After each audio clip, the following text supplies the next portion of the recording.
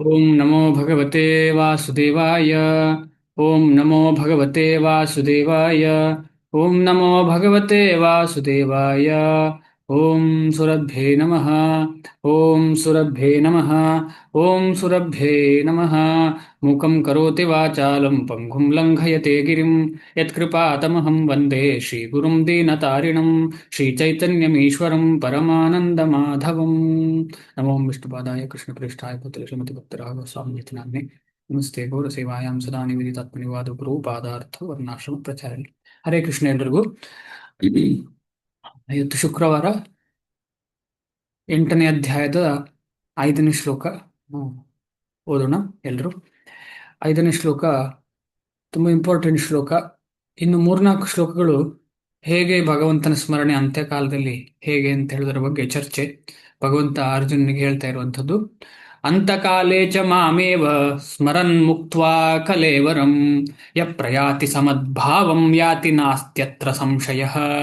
ಅಂತಕಾಲೇ ಚ ಮಾಮೇವ ಸ್ಮರನ್ ಉಕ್ತ್ವಾ ಕಲೇವರಂ ಯ ಪ್ರಯಾತಿ ಸಮದ್ಭಾವಂ ಯಾತಿ ನಾಸ್ತ್ಯತ್ರ ಸಂಶಯಃ. ಅಂತಕಾಲೇ ಚ ಮಾಮೇವ ಸ್ಮರನ್ ಉಕ್ತ್ವಾ ಕಲೇವರಂ ಯಃ ಪ್ರಯಾತಿ ಸ ಮದ್ಭಾವಂ ಯಾತಿ ನಾಸ್ತಿ ಅತ್ರ ಸಂಶಯಃ. ಇಂಥ ಇಂಪಾರ್ಟೆಂಟ್ ಅಂತ ಹೇಳಿದ್ರೆ, ಯಾರು ಅಂತ್ಯಕಾಲದಲ್ಲಿ ಭಗವಂತನನ್ನ ಸ್ಮರಿಸ್ತಾರೆ ಅವರು ಭಗವಂತನ ಭಾವ ಅಂದ್ರೆ ಭಗವಂತನ ಧಾಮ, ಭಗವಂತನ ಭಾವ ಅಥವಾ ಭಗವಂತನ ಧಾಮಕ್ಕೆ ಹೋಗೋದ್ರಲ್ಲಿ ಸಂಶಯ ಇಲ್ಲ ಅಂತ ಹೇಳಿ ಭಗವಂತ ಹೇಳ್ತಿದ್ದಾರೆ. ಏನೂ ಸಂಶಯ ಇಲ್ಲ ಅಂತ ಭಗವಂತನೇ ಹೇಳ್ತಾ ಇರುವಂಥದ್ದು. ಆದ ಕಾರಣ ನಮ್ಮ ಜೀವನದಲ್ಲಿ ಇಲ್ಲಿ ಹೇಳ್ತಾ ಇರುವಂಥದ್ದು ಅಂತಕಾಲೇಚ ಮಾಮೇವ ಸ್ಮರನ್ ಉಕ್ತ್ವ ಅಂತ ಹೇಳಿದ್ರೆ, ಕೊನೆಯ ಸಮಯದಲ್ಲಿ ನಾವು ನೆನಪು ಮಾಡೋದು ಯಾವುದನ್ನ ಜೀವನದಲ್ಲಿ ಜಾಸ್ತಿ ಮಾಡಿದ್ದೇವೆ ಅದನ್ನ ಕೊನೆಯ ಕಾಲದಲ್ಲಿ ನೆನಪು ಮಾಡೋದು ತುಂಬಾ ಇಂಪಾರ್ಟೆಂಟ್. ಅದು ತಿಳ್ಕೊಳ್ಳಿಕ್ಕೆ, ನಾವು ಯಾವುದನ್ನ ಜಾಸ್ತಿ ಜಾಸ್ತಿ ಮಾಡಿದ್ದೇವೆ ಜೀವನದಲ್ಲಿ ಅದೇ ಕೊನೆಯ ಕಾಲಕ್ಕೆ ನೆನಪು ಬರುದು. ಆದ ಕಾರಣ ನಾವು ತುಂಬಾ ಜಾಗ್ರತೆ ಬೇಕು. ಒಂದು ಕಥೆ ಇದೆ. ಆ ಕಥೆಯಲ್ಲಿ ಏನಾಗ್ತದೆ ಅಂತ ಹೇಳಿದ್ರೆ, ಒಬ್ಬ ಎಕ್ಸ್ಪರ್ಟ್ ಬಿಸ್ನೆಸ್ ಮ್ಯಾನ್ ಇರ್ತಾನೆ. ಆ ಬಿಸ್ನೆಸ್ ಮ್ಯಾನಿಗೆ ಪ್ರಾಯ ಆಗ್ತದೆ, ಏಜ್ ಆಗ್ತದೆ. ಮಕ್ಕಳೆಲ್ಲ ಅವರ ಬಿಸ್ನೆಸ್ ಅನ್ನು ನೋಡ್ಕೊಳ್ತಿದ್ದಾರೆ. ಮಕ್ಕಳಿಗೆ ಅನ್ನಿಸ್ತದೆ ಇನ್ನು ಸಾಕಲ್ಲ, ಇವರು ಸ್ವಲ್ಪ ಸ್ಪಿರಿಚುವಲ್ ಆಮೇಲೆ ಎಲ್ಲ ಹೋಗ್ಲಿ ಅಂತ ಹೇಳಿ ಅವರು ಯೋಚನೆ ಮಾಡ್ತಿದ್ದಾರೆ. ಇವರು ಯಾರು ಈ ಅಪ್ಪನನ್ನ ಎಲ್ಲ ತೀರ್ಥಯಾತ್ರೆಗೆ ಕಳಿಸ್ತಾರೆ. ತೀರ್ಥಯಾತ್ರೆಗೆ ಹೋಗುವಾಗ ಒಬ್ಬರು ಸ್ವಾಮೀಜಿ ಸಿಗ್ತಾರೆ ಅವರಿಗೆ. ಸ್ವಾಮೀಜಿ ಹೇಳ್ತಾರೆ, ನೋಡಿ ನಿಮ್ಗೆ ಪ್ರಾಯ ಆಯ್ತು, ಇನ್ನು ಯಾವಾಗ ದೇಹತ್ಯಾಗ ಆಗ್ತದೆ ಅಂತ ಹೇಳಲಿಕ್ಕೆ ಸಾಧ್ಯ ಇಲ್ಲ, ಆ ಇನ್ನು ಆಧ್ಯಾತ್ಮ ಇನ್ನಾದ್ರೂ ಶುರು ಮಾಡ್ಬೇಕಲ್ಲ ಅಂತ ಹೇಳಿದ್ರು ಅವರಿಗೆ. ಅವರೇನೋ ಹೌದಲ್ವಾ, ಓಕೆ ಓಕೆ ಅಂತ ಹೇಳಿದ್ರು ಅಷ್ಟೇ. ಆಮೇಲೆ ಇವರಿಗೆ ಅರ್ಥ ಆಯ್ತು ಇವರು ಅಷ್ಟೇನು ಸೀರಿಯಸ್ ಆಗ್ತಿಲ್ಲ ಅಂತ ಹೇಳಿ ಅವರನ್ನ ಒಂದ್ಸಲ ಇವರಿಗೆ ಇನ್ನೂ ವೈರಾಗ್ಯ ಬರ್ಲಿ ಅಂತ ಹೇಳಿ ಸ್ಮಶಾನಕ್ಕೆ ಕರ್ಕೊಂಡು ಹೋದ್ರು. ಸ್ಮಶಾನಕ್ಕೆ ಕರ್ಕೊಂಡು ಹೋಗೋ ಅಳ್ಲಿಕ್ಕೆ ಶುರು ಮಾಡಿದ್ರು. ಅಳ್ತ್ರು, ಎಷ್ಟು ಅಳ್ತ್ರು ಅಂದ್ರೆ ಇವ್ರು ಅಳ್ದ್ ನೋಡುವಾಗ ಖುಷಿ ಆಯ್ತು ಈ ಸ್ವಾಮೀಜಿಗೆ. ಹೌದಲ್ಲ, ಇವ್ರು ಅಳ್ತಾ ಇದ್ದಾರೆ ಅಂದ್ರೆ ಸ್ವಲ್ಪ ವೈರಾಗ್ಯ ಇವರಿಗೆ ಬಂದಿದೆ ಅಂತ ಹೇಳಿ. ಆಮೇಲೆ ಕೇಳ್ತಾರೆ, ಯಾಕೆ ಅಳ್ತಾ ಇದ್ದೀರಿ ಅಂತ ಕೇಳ್ತಿದ್ದಾರೆ. ಏನ್ ಹೇಳಿರ್ಬೋದು, ಯಾರಿಗಾದ್ರೂ ಗೊತ್ತಾ ಈ ಕತೆ? ಯಾರಿಗಾದ್ರೂ ಕೇಳಿದಿರಾ ಈ ಕತೆ? ಏನ್ ಹೇಳಿರ್ಬೋದು? ಗೊತ್ತಿಲ್ಲ ಪ್ರಭು, ನೀವು ಹೇಳಿದ್ರೆ ಇಂಟ್ರೆಸ್ಟಿಂಗ್ ಆಗಿದೆ, ನಾವು ಕೇಳಿ ಹರೇ ತಿಳ್ಕೊಂಡ್ಬಿಡ್ತೀವಿ. ಕೃಷ್ಣ, ನನ್ಗೆ ಗೊತ್ತಿದೆ ಇದು ಕತೆ. ಅರೆ ಓ ಅಲ್ಲ ಪ್ರಭು, ನೀವು ಇನ್ನು ಎಲ್ಲ ಹೇಳಿಲ್ಲ ಕತೆ. ಇಲ್ಲ, ನಾನು ಕತೆ ಸ್ವಲ್ಪ ಚಿಕ್ಕದ್ ಮಾಡಿ ಶಾರ್ಟ್ ಮಾಡಿ ಹೇಳುದು. ಹೌದು, ಅವನಿಗೆ ತೀರ್ಥ ಸ್ಥಳಕ್ಕೆಲ್ಲ ಕರ್ಕೊಂಡು ಹೋಗ್ತಾರೆ. ಎಲ್ಲಿ ನೋಡಿದ್ರೆ ಅವನಿಗೆ, ಓ ಇಲ್ಲಿ ಈ ವ್ಯಾಪಾರ ಮಾಡ್ಬೋದಲ್ಲ, ಈ ವ್ಯಾಪಾರ ಮಾಡ್ ಅಲ್ಲ ಇವನಿಗೆ ಅದ್ ಹೇಳಿದ್ರೆ ಮಾತಾಜಿ ಕ್ಲೂ ಸಿಕ್ಕಿದಾಗೆ ಆಯ್ತಲ್ಲ ಅಂತ ಹೇಳಿ. ವ್ಯಾಪಾರದಿಂದ ಮುಕ್ತಿ ಸಿಕ್ಕಿದ ಹಾಗೆ ಇಲ್ಲ. ಮತ್ತೆ ನೋಡಿ, ಇವನಿಗೆ ಏನಿದ್ರು ವೈರಾಗ್ಯ ತರಲೇಬೇಕು ಅಂತ ಸ್ಮಶಾನಕ್ಕೆ ಕರ್ಕೊಂಡು ಹೋಗ್ತಾರೆ. ಸ್ಮಶಾನದಲ್ಲಿ ಅಲ್ಲಿ ಕಾಶಿಯಲ್ಲಿ ಹೆಣ ಎಲ್ಲ ಸುಡ್ತಾ ಇದ್ದಾರೆ. ಓ, ಈ ಹೆಣ ಎಲ್ಲ ಸುಡ್ತಾ ಇರುವಾಗ ಇವನು ಅಳ್ತಾನೆ. ಆಗ ಅವನಿಗೆ ಆ ಸಾಧುಗೆ ಅನಿಸ್ತದೆ, ಓ ನಿಜವಾಗಿ ಇವನಿಗೆ ಗೊತ್ತಾಯ್ತು ಈ ಜೀವನದ ಸತ್ಯ ಏನು ಅಂತ ಅಂತ ಎಣಿಸ್ತಾನೆ. ಯಾಕೆ ಹೇಳ್ತಾ ಇದೆಯಾ? ಅಯ್ಯೋ, ನಾನು ಬೇರೆ ಬೇರೆ ಬಟ್ಟೆ ವ್ಯಾಪಾರ ಆ ವ್ಯಾಪಾರ ಮಾಡಿ ಸುಮ್ಮನೆ ನನ್ನ ಆಯುಷ್ಯ ಹಾಳು ಮಾಡಿದೆ. ನಾ ಈ ಮರದ್ದು ಕಟ್ಟಿಗೆ ವ್ಯಾಪಾರ ಮಾಡಿದ್ರೆ ಖಂಡಿತ ನನಗೆ ಎಷ್ಟೋ ಲಾಭ ಬರ್ತಿತ್ತ ಅಂತ ಅಳ್ತಾ ಇದ್ದೇನೆ ಅಂತ ಹೇಳ್ತಾನೆ. ನಂಗೆ ಕೂಡ ಅಳ್ಲಿಕ್ಕೆ ಬರ್ತಾ ಉಂಟು ಈಗ. ನೋಡಿ ಮಾತಾಜಿ, ನೀವು ಕರೆಕ್ಟ್ ಚಂದ ಕತೆ ಹೇಳಿದ್ರಿ. ನೀವು ಕತೆ ಹೇಳುದ್ರಲ್ಲಿ ಎಕ್ಸ್ಪರ್ಟ್ ಮಾತಾಜಿ. ತುಂಬಾ ಇಂಪಾರ್ಟೆಂಟ್. ಅಂದ್ರೆ ಕೃಷ್ಣ ಲೀಲೆ ನಿಮ್ಗೆ ಅರ್ಥ ಆಗಿದೆ, ನೀವು ಹೇಳ್ತಿದ್ದೀರಲ್ಲ, ನಿನ್ನೆ ಹೇಳಿದ್ರಿ ನೀವು ಸಂಪೂರ್ಣ ದಿನ ಇಡೀ ಭಗವಂತನ ಸ್ಮರಣೆ ಮಾಡ್ತೀರಿ. ನೀವು ಕತೆ ಹೇಳುವಾಗಲೇ ನಮ್ಗೆ ಗೊತ್ತಾಗ್ತದೆ. ಥ್ಯಾಂಕ್ ಯು ಮಾತಾಜಿ, ಧನ್ಯವಾದಗಳು. ಮಾತಾಜಿ, ಆ, ನಾವೆಲ್ಲ ಈಗ ಅಂದ್ರೆ ನಾವೆಲ್ಲ ಏನಾಗ್ತಾ ಇದೆ ಅಂತ ಹೇಳಿದ್ರೆ, ಈ ಕಥೆಯಲ್ಲಿ ನಡೆದದೇ ನಮಗೆ ಕೂಡ ಆಗ್ತಾ ಇರುವಂಥದ್ದು. ಅಂದ್ರೆ ಸಾಮಾನ್ಯ ದೃಷ್ಟಿಯಿಂದ ಹೇಳ್ತಾ ಇರುವಂಥದ್ದು, ಸೀರಿಯಸ್ ಆಗಿ ಭಕ್ತಿ ಮಾಡುವವರ ಬಗ್ಗೆ ಅಲ್ಲ. ಸಾಮಾನ್ಯ ದೃಷ್ಟಿಕೋನದಿಂದ ನಮಗೂ ಕೂಡ ಈ ಒಂದು ಯೋಚನಾ ಲಹರಿ ಇದೆಯಲ್ಲ, ನಾನು ನನ್ನದು ನನ್ನ ಜೀವನ ಅಂತ ಹೇಳುವ ಯೋಚನಾ ಲಹರಿ ಹೃದಯದಲ್ಲಿ ಅಷ್ಟು ಗಾಢವಾಗಿದೆ. ಅದರಿಂದ ಹೊರಗೆ ಬರ್ಲಿಕ್ಕೆ ಆಗ್ತಾ ಇಲ್ಲ ನಮಗೆ. ಎಷ್ಟು ಕಷ್ಟ ಆಗ್ತದೆ ಅಂದ್ರೆ ಅಷ್ಟು ಕಷ್ಟ ಆಗ್ತದೆ. ಈಗ ಒಂದು ಉದಾಹರಣೆ, ನಿನ್ನೆಯ ಡಿಸ್ಕಷನ್ ಆಗುವಾಗ, ನಿನ್ನೆ ದೊಡ್ಡ ಡಿಸ್ಕಷನ್ ಆಯಿತು ಸಾಧು ಸಂಘ ಅಂತ ಹೇಳೋದ್ರ ಬಗ್ಗೆ. ತುಂಬಾ ಇಂಪಾರ್ಟೆಂಟ್ ಡಿಸ್ಕಷನ್ ಆಗಿತ್ತು ಅದು. ಯಾಕೆಂತ ಹೇಳಿದ್ರೆ ಶ್ರೀಲ ಪ್ರಭುಪಾದರ ಉದ್ದೇಶ ಎಷ್ಟು ಅಲ್ಟಿಮೇಟ್ ಆಗಿತ್ತಂದ್ರೆ, ಈಗ ಮಗುವಿಗೆ ಮಗು ಮಗು ಜನ್ಮ ಆದ ಮೇಲೆ ಆ ಮಗುವಿನ ಬಗ್ಗೆ ಪೇರೆಂಟ್ಸಿಗೆ, ತಂದೆ ತಾಯಿಗೆ ಒಳ್ಳೆ ಉದ್ಯೋಗ ಸಿಗ್ಬೇಕು, ಒಳ್ಳೆ ಇರಬೇಕು ಅಂತ ಹೇಳೋ ಆಸೆ ಇರ್ತದೆ. ಆಸೆ ಇದ್ದು ಆ ಮಗು ಹತ್ರ ನೀನ್ ಏನಾಗ್ಬೇಕು ಅಂತ ಕೇಳ್ತಾರೆ. ಆ ಮಗು ಏನಾಗ್ಬೇಕು ಅಂತ ಅವರೇ ಇನ್ಪುಟ್ ಕೊಡ್ತಾರೆ. ಆ ಮಗು ಆಗ್ಲೇ ಆಯ್ತಾ? ಇಲ್ಲ, ಮಗು ಆಗ್ಲೇ ಆಗಿಲ್ಲ ಅದು. ಆದ್ರೆ ಮಗುವಿಗೆ ಆ ರೀತಿ ಆಗ್ಬೇಕು, ಇಂಜಿನಿಯರ್, ಡಾಕ್ಟ್ರು ಅಥವಾ ಟೀಚರು ಅಥವಾ ಏನೋ ಆಗ್ಬೇಕು ಅಂತ ಹೇಳಿ ಆ ಮಗುವಿಗೆ ಹುಟ್ಟಿನಿಂದಲೇ, ಅಂದ್ರೆ ಸ್ವಲ್ಪ ಜ್ಞಾನ ಬರುವಾಗ ಶುರುವಾಗುವಾಗ್ಲೇ ಶುರುವಾಯ್ತು ಹೇಳಲಿಕ್ಕೆ. ಅದೇ ರೀತಿಯಲ್ಲಿ ನಮಗೆ ಶ್ರೀಲ ಪ್ರಭುಪಾದ್ರ ಹೋಲ್ ಐಡಿಯಾ ಗೊತ್ತಿರಬೇಕು.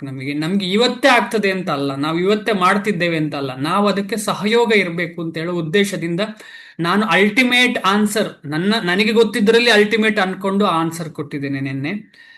ಯಾಕೆಂತ ಹೇಳಿದ್ರೆ ನಮಗೆ ಅದು ಆಗುದಿಲ್ಲ ಅಂತ ಅನ್ನಿಸ್ತಾ ಇರಬಹುದು.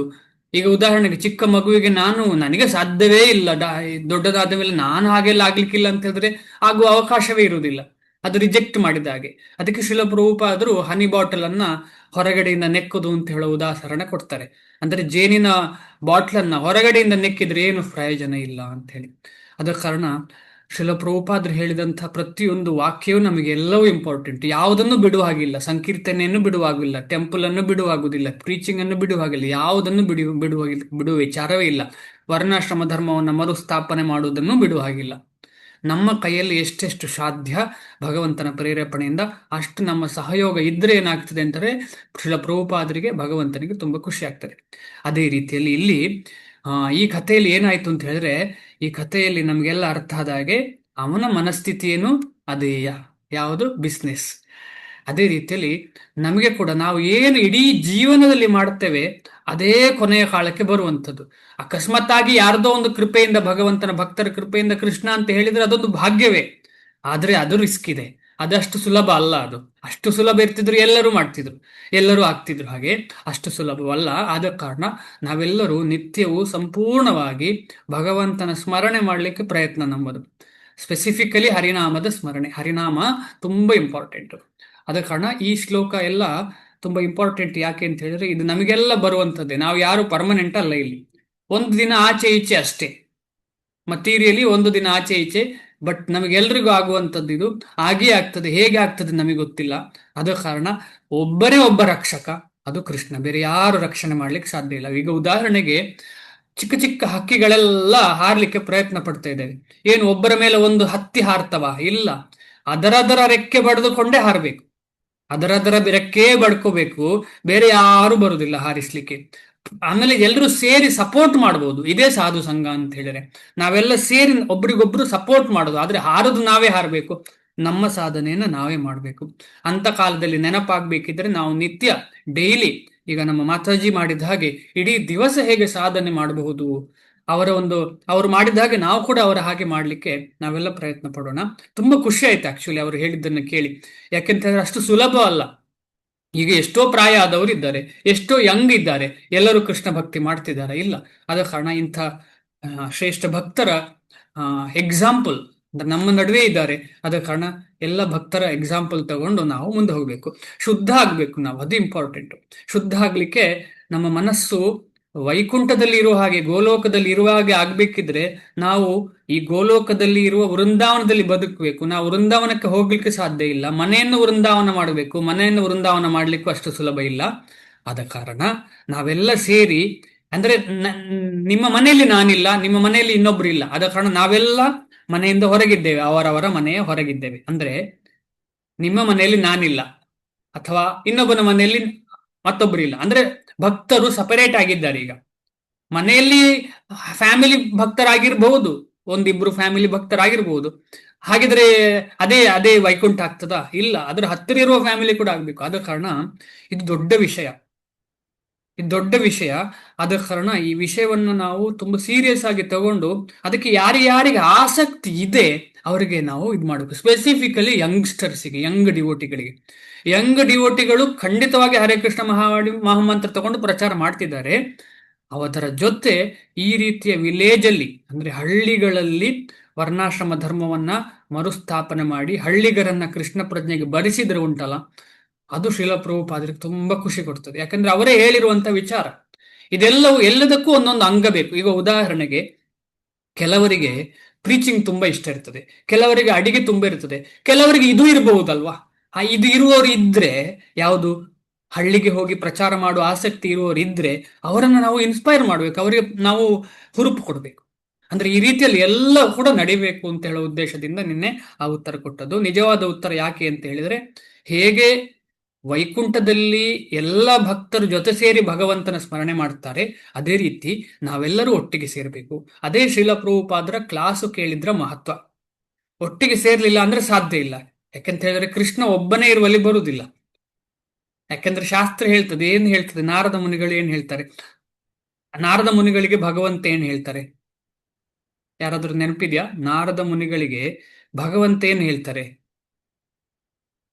ನಾಹಂ ನಾಹಂ ತಿಷ್ಟಾಮಿ ವೈಕುಂಠೆ, ನಾನು ವೈಕುಂಠದಲ್ಲಿಲ್ಲ ಅಂತ ಹೇಳ್ತಿದ್ದಾರೆ. ಮತ್ತೆ ಎಲ್ಲಿದ್ದೇನೆ?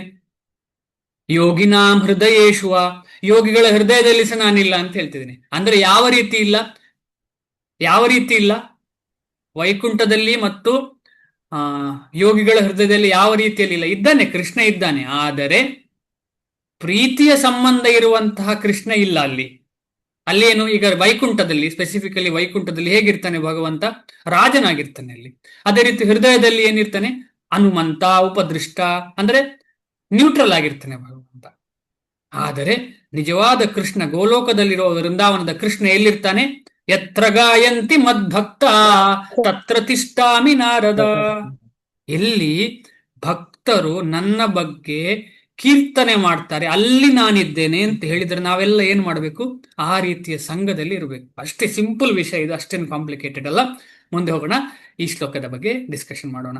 ಅಂತಕಾಲೇ, ಬದುಕಿನ ಅಂತಿಮ ಸಮಯದಲ್ಲಿ, ಚ ಕೂಡ, ಮಾಂ ನನ್ನನ್ನು, ಏವ ಖಂಡಿತವಾಗಿಯೂ, ಸ್ಮರನ್ ಸ್ಮರಿಸುತ್ತಾ, ಮುಕ್ತ್ವಾ ತ್ಯಜಿಸಿ, ಕಲೇವರಂ ನಾನು ಕ್ಷಮಿಸಿ, ನಾನು ಆಗ ಉಕ್ತ್ವ ಅಂತ ಹೇಳಿದ್ದೇನೆ, ಇದು ಮುಕ್ತ ಆಗ್ಬೇಕು, ಮುಕ್ತಿ, ಕ್ಷಮಿಸಿ. ಕಲೇವರಂ ಶರೀರವನ್ನು, ಯಹ ಯಾರು, ಪ್ರಯಾತಿ ಹೋಗುತ್ತಾನೋ, ಸಹ ಅವನು, ಮತ್ ಭಾವಂ ನನ್ನ ಭಾವವನ್ನು, ಯಾತಿ ಹೊಂದುತ್ತಾನೆ, ನ ಅಸ್ತಿ ಇರುವುದಿಲ್ಲ, ಅತ್ರ ಇಲ್ಲಿ, ಸಂಶಯ ಸಂದೇಹವು. ಅನುವಾದ ಶ್ರೀಲ ಪ್ರಭುಪಾದರಿಗೆ ಜಯವಾಗಲಿ. ಅಂತ್ಯಕಾಲದಲ್ಲಿ ನನ್ನನ್ನು ಸ್ಮರಿಸುತ್ತಾ ಯಾವನು ದೇಹವನ್ನು ಬಿಡುವನೋ ಅವನು ಕೂಡಲೇ ನನ್ನ ಸ್ವಭಾವವನ್ನು ಹೊಂದುತ್ತಾನೆ, ಇದರಲ್ಲಿ ಸಂಶಯವೇ ಇಲ್ಲ. ಈಗ ಅದೇ ವಿಚಾರದಲ್ಲಿ ಅಂತ್ಯಕಾಲದ ಬಗ್ಗೆ ಮಾತಾಡುವ ನಾವು. ಅಂತ್ಯಕಾಲ ಯಾವಾಗ ಆಗ್ತದೆ ನಮಗೆ ಗೊತ್ತಿಲ್ಲ, ಇಡೀ ಜೀವನದಲ್ಲಿ ಭಕ್ತಿ ಮಾಡಿದ್ದವೇ ಎದ್ವ ಗೊತ್ತಿಲ್ಲ. ಆದರೆ ಭಕ್ತರ ಜೊತೆ ಇದ್ರೆ ಉಂಟಲ್ಲ, ಭಕ್ತರ ಜೊತೆ ಇದ್ರೆ ಅಂತ್ಯಕಾಲದಲ್ಲಿ ಅವರು ನಮಗೆ ಕೃಷ್ಣನ ನೆನಪು ಮಾಡ್ಲಿಕ್ಕೆ ಸಹಾಯ ಮಾಡ್ತಾರೆ. ಅದ ಕಾರಣ ಅದರ ಒಂದು ಭಾಗ್ಯವೇ ಬೇರೆ ಅಂತ್ಯಕಾಲದಲ್ಲಿ. ಅದಕ್ಕೆ ಭಕ್ತರೇ ವಿಷ್ಣು ದೂತರು, ಭಕ್ತರೇ ವಿಷ್ಣು ದೂತರು. ಯಾಕೆಂತ ಹೇಳಿದ್ರೆ ವಿಷ್ಣು ದೂತರು ಬರೋ ಹಾಗೆ ಭಕ್ತರು ಮಾಡ್ತಾರೆ. ಇಲ್ಲ ಅಂತ ಹೇಳಿದ್ರೆ ನಮಗೆ ರಿಸ್ಕ್ ಇದೆ. ನಾವೇನೇನ್ ಮಾಡಿದ್ದೇವೆ ಯಾರಿಗೆ ಗೊತ್ತು? ಈಗ 10 ವರ್ಷದಿಂದ ಜಪ ಮಾಡ್ತಿದ್ದೇವೆ, 10 ವರ್ಷ, 2 ವರ್ಷ, 5 ವರ್ಷ, 3 ದಿನ, ಅದಕ್ಕಿಂತ ಹಿಂದೆ ಏನ್ ಮಾಡಿದ್ದೇವೆ ನಮಗೆಲ್ಲ ಗೊತ್ತಿದ್ದ ವಿಷಯ. ಎಷ್ಟೇ ನಾವು ಒಳ್ಳೆ ವ್ಯಕ್ತಿಗಳಾಗಿರ್ಬಹುದು ಅಥವಾ ಕೆಟ್ಟ ವ್ಯಕ್ತಿಗಳಾಗಿರ್ಬಹುದು, ಆದ್ರೆ ನಾವು ಭಗವಂತನ ಧಾಮಕ್ಕೆ ಹೋಗುವಂತ ಎಂತ ಕೆಲಸ ಮಾಡಿರ್ಲಿಕ್ಕಿಲ್ಲ ಅಷ್ಟು. ಆದ ಕಾರಣ ಈ 10 ವರ್ಷ ತುಂಬಾ ಕಮ್ಮಿ, 20 ವರ್ಷ ತುಂಬಾ ಕಮ್ಮಿ. ಅದರ ಬಗ್ಗೆ ನಾವು ರಿಸಲ್ಟ್ ಸಿಗ್ತದೆ ಅಂತ ಹೇಳಿಕ್ ಸಾಧ್ಯ ಇಲ್ಲ. ಆದ ಕಾರಣ ಸಾಧು ಸಂಘ ತುಂಬಾ ಅಗತ್ಯ. ನಮಗೆ ಅದು ಸಿಗ್ತಾ ಇಲ್ಲ, ನನಗೂ ಸಿಗ್ತಾ ಇಲ್ಲ, ಹೆಚ್ಚಿನ ಇಲ್ಲಿ ಇರುವವರಿಗೂ ಸಿಗ್ತಾ ಇಲ್ಲ ನಿತ್ಯವೂ ಸಂಪೂರ್ಣವಾಗಿ. ಆದ ಕಾರಣ ಇದರ ಬಗ್ಗೆ ಹೇಗೆ ಸಿಗ್ಬಹುದು ಅಂತ ಆಸೆ ಇದೆಯಲ್ಲ, ಅದು ತುಂಬಾ ಇಂಪಾರ್ಟೆಂಟ್ ನಮ್ಗೆಲ್ರಿಗೂ. ಅದು ವೈಕುಂಠ ಅಂದ್ರೆ ಗೋಲೋಕ ವೃಂದಾವನಕ್ಕೆ ಹೋದ್ರೆ ಖಂಡಿತ ಸಿಗ್ತದೆ, ಆದ್ರೆ ಅಲ್ಲಿಗೆ ಹೋಗ್ಬೇಕಲ್ಲ ನಾವು, ಅಲ್ಲಿಗೆ ಹೋಗುವ ಎಕ್ಸಾಮ್ ಪಾಸ್ ಆಗ್ಬೇಕಲ್ಲ ನಾವು. ಆ ಪಾಸ್ ಆಗೋಕ್ಕಿಂತ ಮುಂಚೆ ನಾವು ಅದಕ್ಕೆ ತಯಾರಿ ಆಗ್ಬೇಕಲ್ಲ. ಅದೇ ಮಾಡದೆ ನಾವು ಎಕ್ಸ್ಪೆಕ್ಟ್ ಮಾಡ್ಲಿಕ್ಕೆ ಆಗೋದಿಲ್ಲ. ಆದ ಕಾರಣ ಏನ್ ಹೇಳ್ತಾರೆ ಇದಕ್ಕೆ, ವಿಪ್ರಲಂಬ ಅಂತ ಹೇಳ್ತಾರೆ. ನಂಗೆ ಆಗ್ತಿಲ್ಲಲ್ಲ ಅಂತ ಕೃಷ್ಣನಲ್ಲಿ. ಈಗ ಚೈತನ್ಯ ಮಹಾಪ್ರಭು ಏನ್ ಹೇಳ್ತಿದ್ದಾರೆ, ನನಗೆ ಕಣ್ಣಲ್ಲಿ ನೀರು ಬರ್ತಾ ಇದೆ, ಆದ್ರೆ ನಿನ್ನ ಮೇಲೆ ಪ್ರೀತಿಯೇ ಬರ್ತಿಲ್ಲಲ್ಲ ಅಂತ ಹೇಳ್ತಾರೆ. ಕಿಂಕರಂ ವಿಷಮೇ ಭವಾಂಬುದವು, ಅದು ಯಾವುದು ಶ್ಲೋಕ? ಇದು ಶಿಕ್ಷಾಷ್ಟಕಂ. ಇದು ಯಾರಿಗಾದ್ರು ನೆನ್ಪು ಬರ್ತಾ ಇದೆಯಾ? ನಯನಂ ಗಲದಷ್ಟು ಧಾರಕ್ಕಿಂತ ಮುಂಚೆ ಅಂತ ಆನಂದಾಂಬುದ. ಅದಲ್ಲ ಆನಂದ. ನಾನು ಈಗಾಗ್ಲೇ ಹೇಳಿದ್ದೇನಲ್ಲ, ಕಿಂಕರ. ಕಿಂಕರ ಅಂದ್ರೆ ನಾನು ನಿನ್ನ ದಾಸ.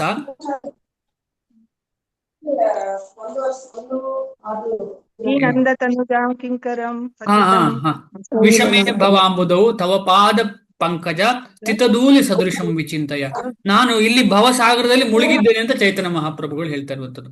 ಐ ನಂದ ತನುಜ ಕಿಂಕರಂ ಪತಿತಂ, ನಾನು ನಿನ್ನ ದಾಸ, ಆದ್ರೆ ಏನು ಈಗ ನನಗೆ ಯಾವುದೋ ಕಾರಣದಿಂದ ನಾನು ಪತಿತನಾಗಿದ್ದೇನೆ. ಪತಿತಂ ಎಲ್ಲಿ? ಭವಸಾಗರದಲ್ಲಿ ಪತಿತನಾಗಿದ್ದೇನೆ. ಆದ ಕಾರಣ ಖಂಡಿತ ನಿನ್ನ ಒಂದು ಪಾದ ಧೂಳಿಯಾದ್ರೂ ಸಿಕ್ಕಿದ್ರೆ ನಾನು ಮೇಲೆ ಬರಬಲ್ಲೆ ಅಂತ ಹೇಳ್ತಾ ಇದ್ದಾರೆ ಚೈತನ್ಯ ಮಹಾಪ್ರಭು. ಅದರ ಉದ್ದೇಶ ಏನು ಅಂತ ಹೇಳಿದ್ರೆ, ನಮಗೆ ತುಂಬಾ ಇಂಪಾರ್ಟೆಂಟ್ ಆದ ವಿಚಾರ, ಭಕ್ತರ ಸಂಘ ನಿರಂತರ ಸಿಕ್ಕಿದ್ರೆ ಅದರಷ್ಟು ದೊಡ್ಡ ಭಾಗ್ಯ ಏನಿಲ್ಲ. ನಾವು ಅದನ್ನ ರೆಸ್ಪೆಕ್ಟ್ ಕೊಡ್ತಾ ಇಲ್ಲ, ಭಕ್ತರ ಸಂಘಕ್ಕೆ ರೆಸ್ಪೆಕ್ಟ್ ಕೊಡ್ತಾ ಇಲ್ಲ ನಾವು. ನಮಗೆಲ್ಲರಿಗೂ ಗೊತ್ತು, ಭಕ್ತರ ಸಂಘ ನಾವು ಜನರಲಿ ಮಟೀರಿಯಲಿ ನೋಡ್ತೇವೆ. ಭಕ್ತರ ಸಂಘ ಅಂತ ಹೇಳಿದ್ರೆ ತುಂಬಾ ಸುಪೀರಿಯರು, ಅದಷ್ಟು ಸುಲಭವಾಗಿ ಸಿಗುವುದಲ್ಲ.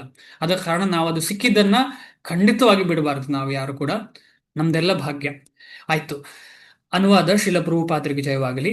ಅಂತ್ಯಕಾಲದಲ್ಲಿ ನನ್ನನ್ನು ಸ್ಮರಿಸುತ್ತಾ ಯಾವನು ದೇಹವನ್ನು ಬಿಡುವನೋ ಅವನು ಕೂಡಲೇ ನನ್ನ ಸ್ವಭಾವವನ್ನು ಹೊಂದುತ್ತಾನೆ, ಇದರಲ್ಲಿ ಸಂಶಯವೇ ಇಲ್ಲ. ಭಗವಂತನ ಸ್ವಭಾವ ಯಾವುದು ಅಂತ ಹೇಳಿದ್ರೆ ಎಲ್ರಿಗೂ ಗೊತ್ತಿದ್ದ ವಿಚಾರ. ಭಗವಂತನ ಸ್ವಭಾವ ಅಂದ್ರೆ ಭಗವಂತನ ಧಾಮ, ಭಗವಂತನ ದೇಹ, ಇದೆಲ್ಲ ಅಚಿಂತ್ಯ, ಅದೆಲ್ಲ ದಿವ್ಯ. ಆ ದಿವ್ಯವಾದ ಸ್ವಭಾವವನ್ನ ನಾವು ಸಿಕ್ಕಿದ ನಮ್ಮ ಸ್ವಭಾವ ಏನಿತ್ತು ಅಂತ ಹೇಳಿ ಹಿಂದಿನ ಶ್ಲೋಕಗಳಲ್ಲಿ ನೋಡಿದ್ದೇವೆ. ನಮಗೆ ಯಾವ್ದು ಸ್ವಭಾವ ಇತ್ತು? ನಮಗಿರುವಂತಹ ಸ್ವಭಾವ ಮರ್ತ್ಯ ಸ್ವಭಾವ, ಅಂದ್ರೆ ಈ ತ್ರಿಗುಣಾತ್ಮಿಕವಾದಂತಹ ಸ್ವಭಾವ. ತ್ರಿಗುಣಾತ್ಮಿಕವಾದಂತಹ ಸ್ವಭಾವದಿಂದ ಹೊರಗೆ ಬಂದು ತ್ರಿಗುಣಾತೀತನಾದಂತಹ ಭಗವಂತನ ಸ್ವಭಾವವನ್ನು ನಾವು ಹೊಂದುತ್ತೇವೆ, ಅಂದ್ರೆ ಕೃಷ್ಣ ಲೋಕಕ್ಕೆ ಹೋಗ್ತೇವೆ ಅಂತ ಅರ್ಥ. ಭಾವಾರ್ಥ: ಈ ಶ್ಲೋಕದಲ್ಲಿ ಕೃಷ್ಣ ಪ್ರಜ್ಞೆಯ ಮಹತ್ವವನ್ನು ಒತ್ತಿ ಹೇಳಿದೆ. ಕೃಷ್ಣ ಪ್ರಜ್ಞೆಯಲ್ಲಿ ಯಾವಾತನು ದೇಹವನ್ನು ಬಿಡುತ್ತಾನೋ ಆತನನ್ನು ಕೂಡಲೇ ಪರಮಪ್ರಭುವಿನ ದಿವ್ಯ ಭಾವಕ್ಕೆ ಕೊಂಡೊಯ್ಯಲಾಗುತ್ತದೆ. ಪರಮಪ್ರಭುವು ಪರಿಶುದ್ಧರಲ್ಲಿ ಪರಿಶುದ್ಧನು, ಅಂದ್ರೆ above 3 modes of material nature, ಅಂದ್ರೆ ಶುದ್ಧದಗಿಂತ ಶುದ್ಧ, ಅಂದ್ರೆ ಪರಮಶುದ್ಧ. ಅಂದ್ರೆ ಏನು ಸತ್ವ ಹೇಳ್ತಾರೆ? ವಸುದೇವ ಸತ್ವ. ಸತ್ವಂ ವಿಶುದ್ಧಂ ವಸುದೇವ ಶಬ್ದಿತಂ. ಸತ್ವ ಅದು ಯಾವ ವಿಶುದ್ಧವಾದ ಸತ್ವ. ಆದುದರಿಂದ ಸದಾ ಕೃಷ್ಣ ಪ್ರಜ್ಞೆಯಲ್ಲಿ ಇರುವವನು ಸಹ ಪರಿಶುದ್ಧರಲ್ಲಿ ಪರಿಶುದ್ಧನು. ಇದು ತುಂಬಾ ಇಂಪಾರ್ಟೆಂಟು. ಯಾರು ಸದಾ ಕೃಷ್ಣ ಪ್ರಜ್ಞೆಯಲ್ಲಿ ಇರ್ತಾರೋ ಅವರು ಪರಿಶುದ್ಧರಲ್ಲಿ ಪರಿಶುದ್ಧ, ಅಂದ್ರೆ ಭಗವಂತನ ಅಂತರಂಗ ಶಕ್ತಿಯ ಅಧೀನಕ್ಕೆ ಬರ್ತಾನೆ ಅವ ಅಂತ ಹೇಳಿ. ಬಹಿರಂಗ ಶಕ್ತಿಯ ಅಧೀನದಲ್ಲಿ ಇರದೆ ಅಂತರಂಗ ಶಕ್ತಿಯ ಅಧೀನಕ್ಕೆ ಬರ್ತಾನೆ ಅಂತ ಶುದ್ಧ ಭಕ್ತ. ಆದ ಕಾರಣ ಆ ಶುದ್ಧ ಭಕ್ತರ ಸಂಘ ಸಿಗೋದು ಅಷ್ಟು ಸುಲಭವಿಲ್ಲ. ನಮಗೆಲ್ರಿಗೂ ನಿನ್ನೆ ಮಾತಾಜಿ ಅದೇ ರೀತಿ ಬೇರೆಯವರೆಲ್ಲ ಹೇಳಿದ ಹಾಗೆ ಶ್ರೀಲ ಪ್ರಭುಪಾದರ ವಾಣಿಯ ಸಂಘ ಸಿಕ್ಕಿದೆ. ನಮಗೆ ವಾಣಿಯ ಸಂಘ ಸಿಕ್ಕಿದೆ ಅಂತ ಹೇಳಿದ್ರೆ ಏನಾಯ್ತು, ಇನ್ನೂ ಆ ಸಂಘ ಜಾಸ್ತಿ ಆಗ್ಬೇಕು. ನಾವು ವೈಕುಂಠಕ್ಕೆ ಅಥವಾ ಗೋಲೋಕಕ್ಕೆ ಹೋದ ಮೇಲೆ ಎಲ್ಲ ಆಚಾರ್ಯರ ಸಂಘ ಸಿಗ್ತದೆ ನಮಗೆ. ಅದೇ ರೀತಿಯಲ್ಲಿ ನಮಗೆ ಇಲ್ಲಿ ಕೂಡ ಸಂಘ ಸಿಗಬೇಕಲ್ಲ, ಅದು ಡೆವಲಪ್ ಆಗ್ಬೇಕಲ್ಲ. ಅದು ಡೆವಲಪ್ ಆಗೋದು ತುಂಬಾ ಇಂಪಾರ್ಟೆಂಟ್. ಈಗ ಏನೋ ಕಂಪ್ಯೂಟರ್ ಇಂದ ಇಂಟರ್ನೆಟ್ ಇಂದ ನಮಗೆ ಸ್ವಲ್ಪ ಈ ರೀತಿಯ ವಾಣಿಯ ಸಂಘ ಏನೋ ನೋಡಿ ಕಲಿಯುವ ಸಂಘ ಸಿಗ್ತಾ ಉಂಟು. ಆದ್ರೆ ಇದು ಯಾವುದು ಕೂಡ ಜೊತೆಯಲ್ಲಿ ಇರುವುದಕ್ಕೆ ಅದು ಇದೇ ರೀತಿಯಲ್ಲಿ ನಾವು ಕೃಷ್ಣ ಲೋಕಕ್ಕೆ ಹೋದ ಮೇಲೆ ಹೀಗೆ ಮಾಡ್ಲಿಕ್ಕೆ ಆಗ್ತದ?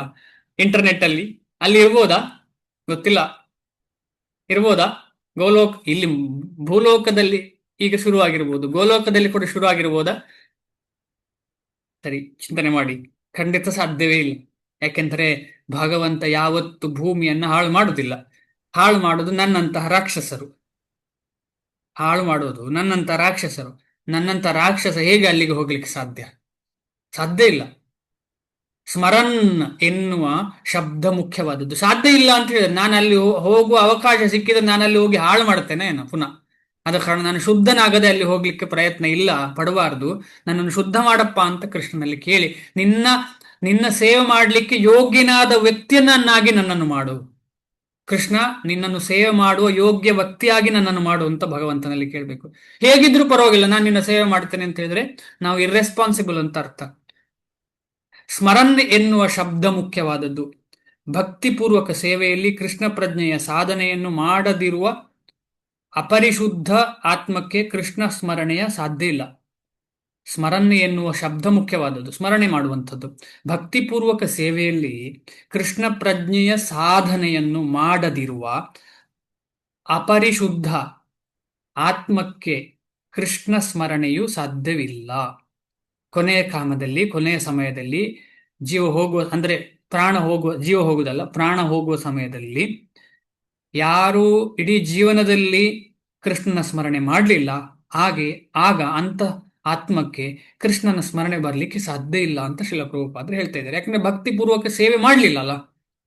ಅದ ಕಾರಣ ಇದೆಷ್ಟು ಸೀರಿಯಸ್ ವಿಚಾರ ನಮಗೆ ಪ್ರೀಚಿಂಗಿಗೆ ಅಂತ ಹೇಳಿದ್ರೆ, ನಾವು ಫೋರ್ಸ್ಫುಲ್ ಪ್ರೀಚಿಂಗ್ ಮಾಡಬಾರ್ದು, ಆದರೆ ಪ್ರೀತಿಯಿಂದ ಪ್ರೀಚಿಂಗ್ ಮಾಡಬೇಕು.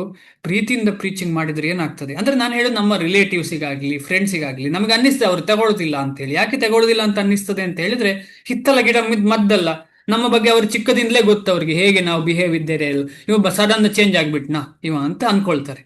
ಏನೇ ಇರಲಿ, ಏನೇ ಆದರೂ ಕೂಡ ನಮ್ಮ ಒಂದು ಬದಲಾವಣೆ, ನಾವು ಯಾವ ರೀತಿಯಲ್ಲಿ ಈ ಕೃಷ್ಣ ಪ್ರಜ್ಞೆ ತಗೊಂಡು ನಮ್ಮ ವ್ಯಕ್ತಿತ್ವ ಹೇಗೆ ಬದಲಾವಣೆ ಆಗಿದೆ, ಅದು ಖಂಡಿತ ಎಲ್ಲರ ಮೇಲೆ ಪ್ರಭಾವ ಬಿದ್ದು, ಅವರಿಗೆ ಗೊತ್ತಿದೆಯೋ ಗೊತ್ತಿಲ್ಲದೆಯೋ ಕೃಷ್ಣ ಪ್ರಜ್ಞೆಯನ್ನು ತಗೊಂಡಿರ್ತಾರೆ, ಗೊತ್ತೇ ಇರುವುದಿಲ್ಲ ಅವರಿಗೆ ತಗೊಂಡಿರ್ತಾರೆ. ಪ್ರಸಾದ ಮುಖೇನ ಆಗಿರ್ಬೋದು, ಈಗ ಕ್ಲಾಸ್ ಯಾರದ್ದು ಕೇಳ್ತಾ ಇರುವಾಗ ಅವರ ಕಿವಿಗೂ ಹೋಗ್ತಾ ಇರ್ತದೆ. ಈ ರೀತಿಯಲ್ಲಿ ನಿತ್ಯವೂ ಆ ಭಕ್ತರ ನಡವಳಿಕೆ, ಭಕ್ತರು ಮಾಡುವಂತಹ ಕಾರ್ಯ ಅವರ ಎದುರೆದುರೇ ನಡೀತಾ ಇರುವಾಗ ಅವರಿಗೆ ಅದೊಂದು ಭಾಗ್ಯ ಅದು. ಅದ ಕಾರಣ ಯಾರ ಮನೆಯಲ್ಲಿ ಒಬ್ಬ ಭಕ್ತ ಆದ್ರೆ ಎಷ್ಟು ತಲೆಮಾರುಗಳಿಗೆ ಕೃಷ್ಣ ಪ್ರಜ್ಞೆ ಸಿಗ್ತದೆ ಅಂತ ಹೇಳಿದ್ರೆ ನಮಗೆ ಇಮ್ಯಾಜಿನ್ ಮಾಡ್ಲಿಕ್ಕೆ ಸಾಧ್ಯ ಇಲ್ಲ. ಅಷ್ಟು ತಲೆಮಾರು, ಸ್ಪೆಸಿಫಿಕಲಿ 7 ಅಂತೂ ಖಂಡಿತ, 7 ಮೇಲೆ 7 ಕೆಳಗೆ 14 ತಲೆಮಾರಿಗೆ ಕೃಷ್ಣ ಪ್ರಜ್ಞೆ ಸಿಕ್ಕಿದಂತೆ ಅಂತ ಭಗವಂತ ಅಷ್ಟು ಕರುಣಾಮಯಿ. ನೋಡಿ, ಒಬ್ಬ ಭಕ್ತ ಆದ್ರೆ ಎಲ್ಲರನ್ನೂ ಕರ್ಕೊಂಡು ಹೋಗ್ತಿದ್ದಾರೆ ಅಂದ್ರೆ ಸುಮ್ಮನೆಯ?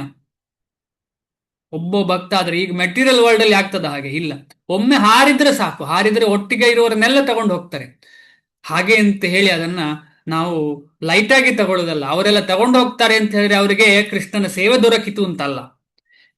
ಕೃಷ್ಣನ ಸೇವೆ ದೊರಕಬೇಕಿದ್ರೆ ಕೃಷ್ಣನ ಸೇವೆ ಅಲ್ಲಿ ಹೋಗುವಾಗ ಹೇಗೆ ಮಾಡಬೇಕು ಅದನ್ನು ಇಲ್ಲೇ ಮಾಡಬೇಕು.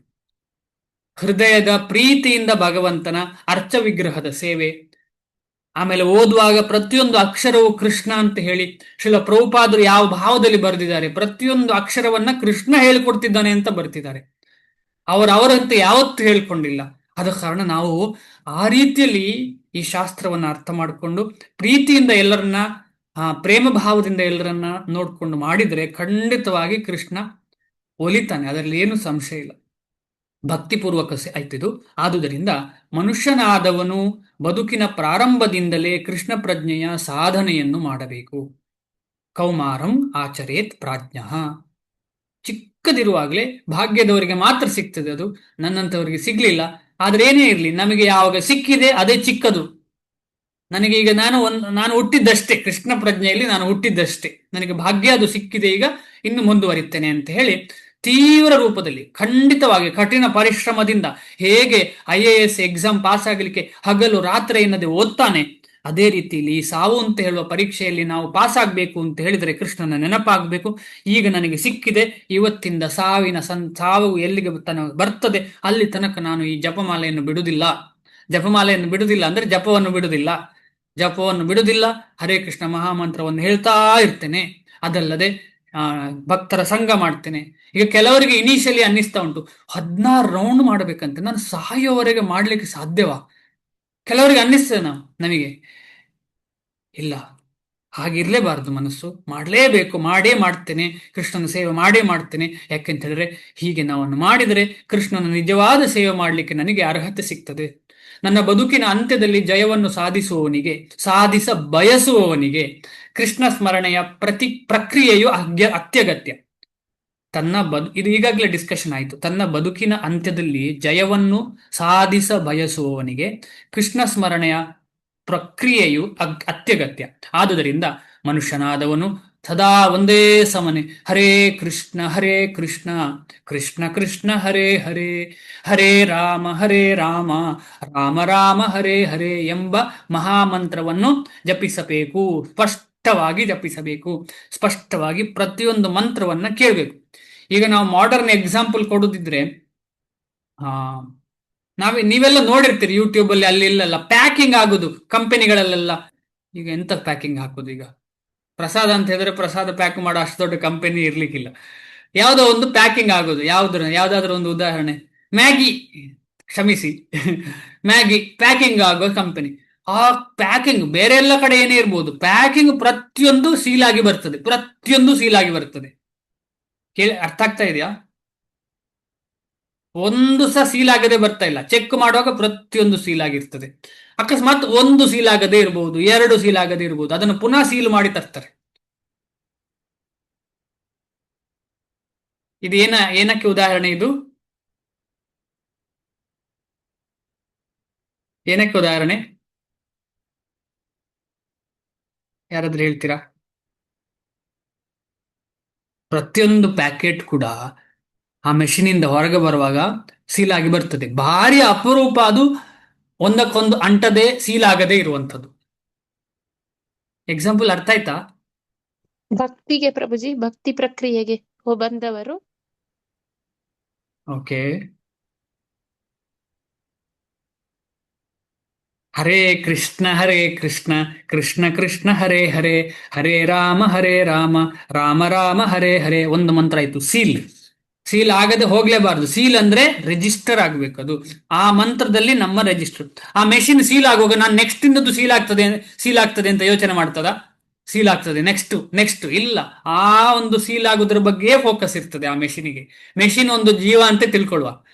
ಆ ಮೆಷಿನ್, ಜೀವ ಇರುವ ಮೆಷಿನ್ ಆ ಒಂದು ಫೋಕಸ್ ಮಾಡಿ ಅದನ್ನು ಮಾತ್ರ ಪ್ರೆಸ್ ಮಾಡ್ತದೆ.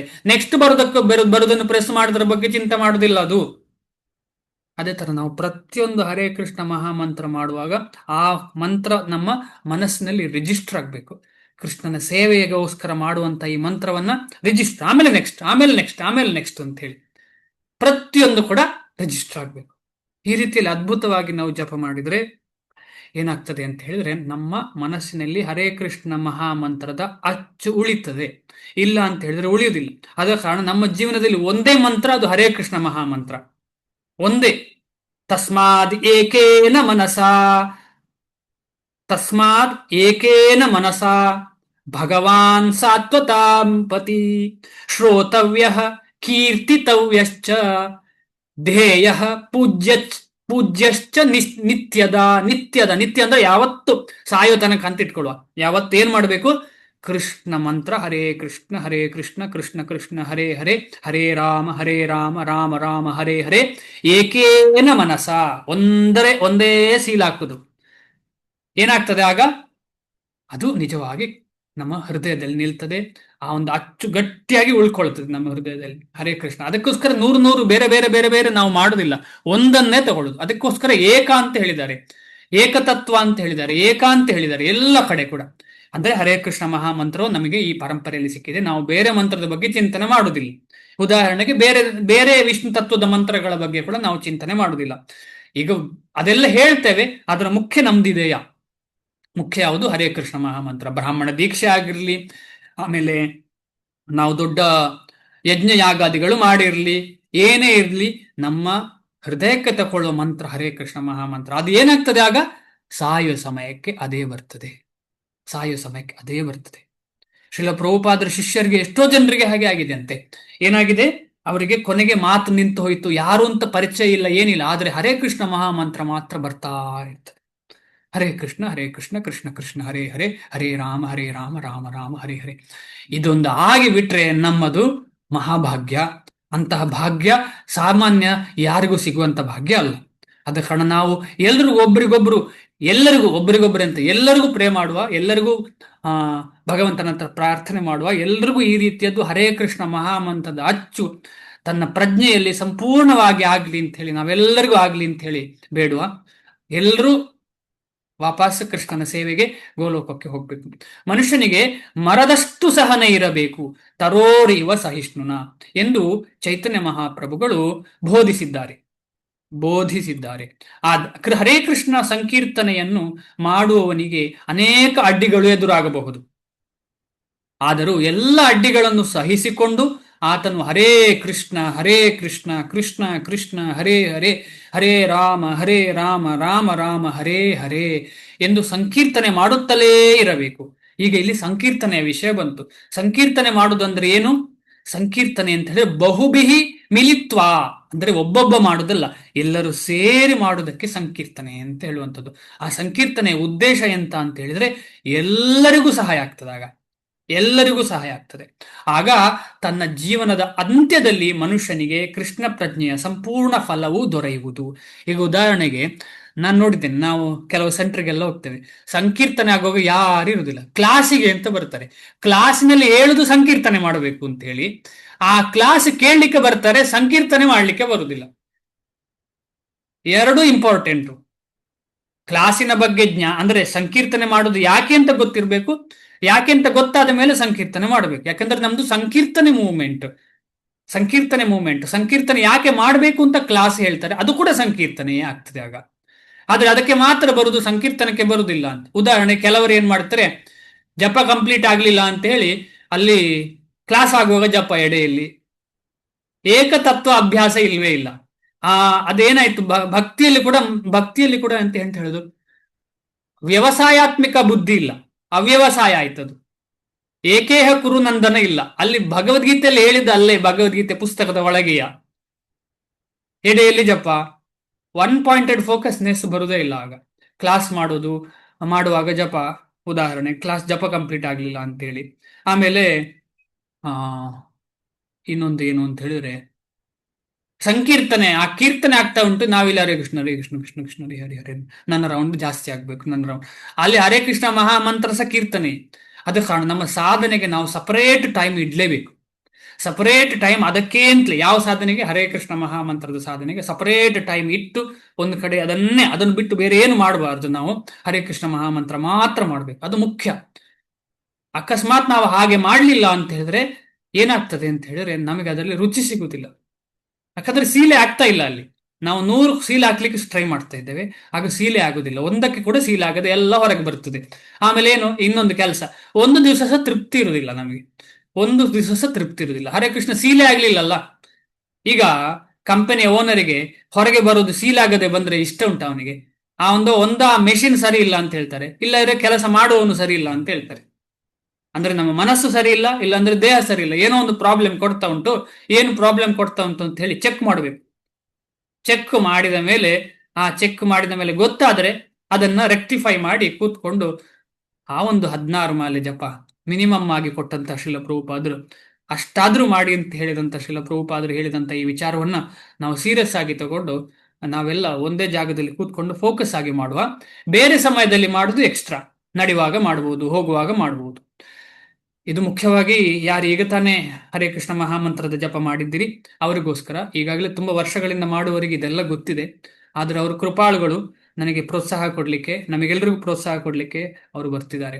ಆಗ ಮುಂದೆ ಹೋಗ್ತಾ ಇರೋದು, ತನ್ನ ಜೀವನದ ಅಂತ್ಯದಲ್ಲಿ ಮನುಷ್ಯನಿಗೆ ಕೃಷ್ಣ ಪ್ರಜ್ಞೆಯ ಸಂಪೂರ್ಣ ಫಲವು ದೊರೆಯುವುದು.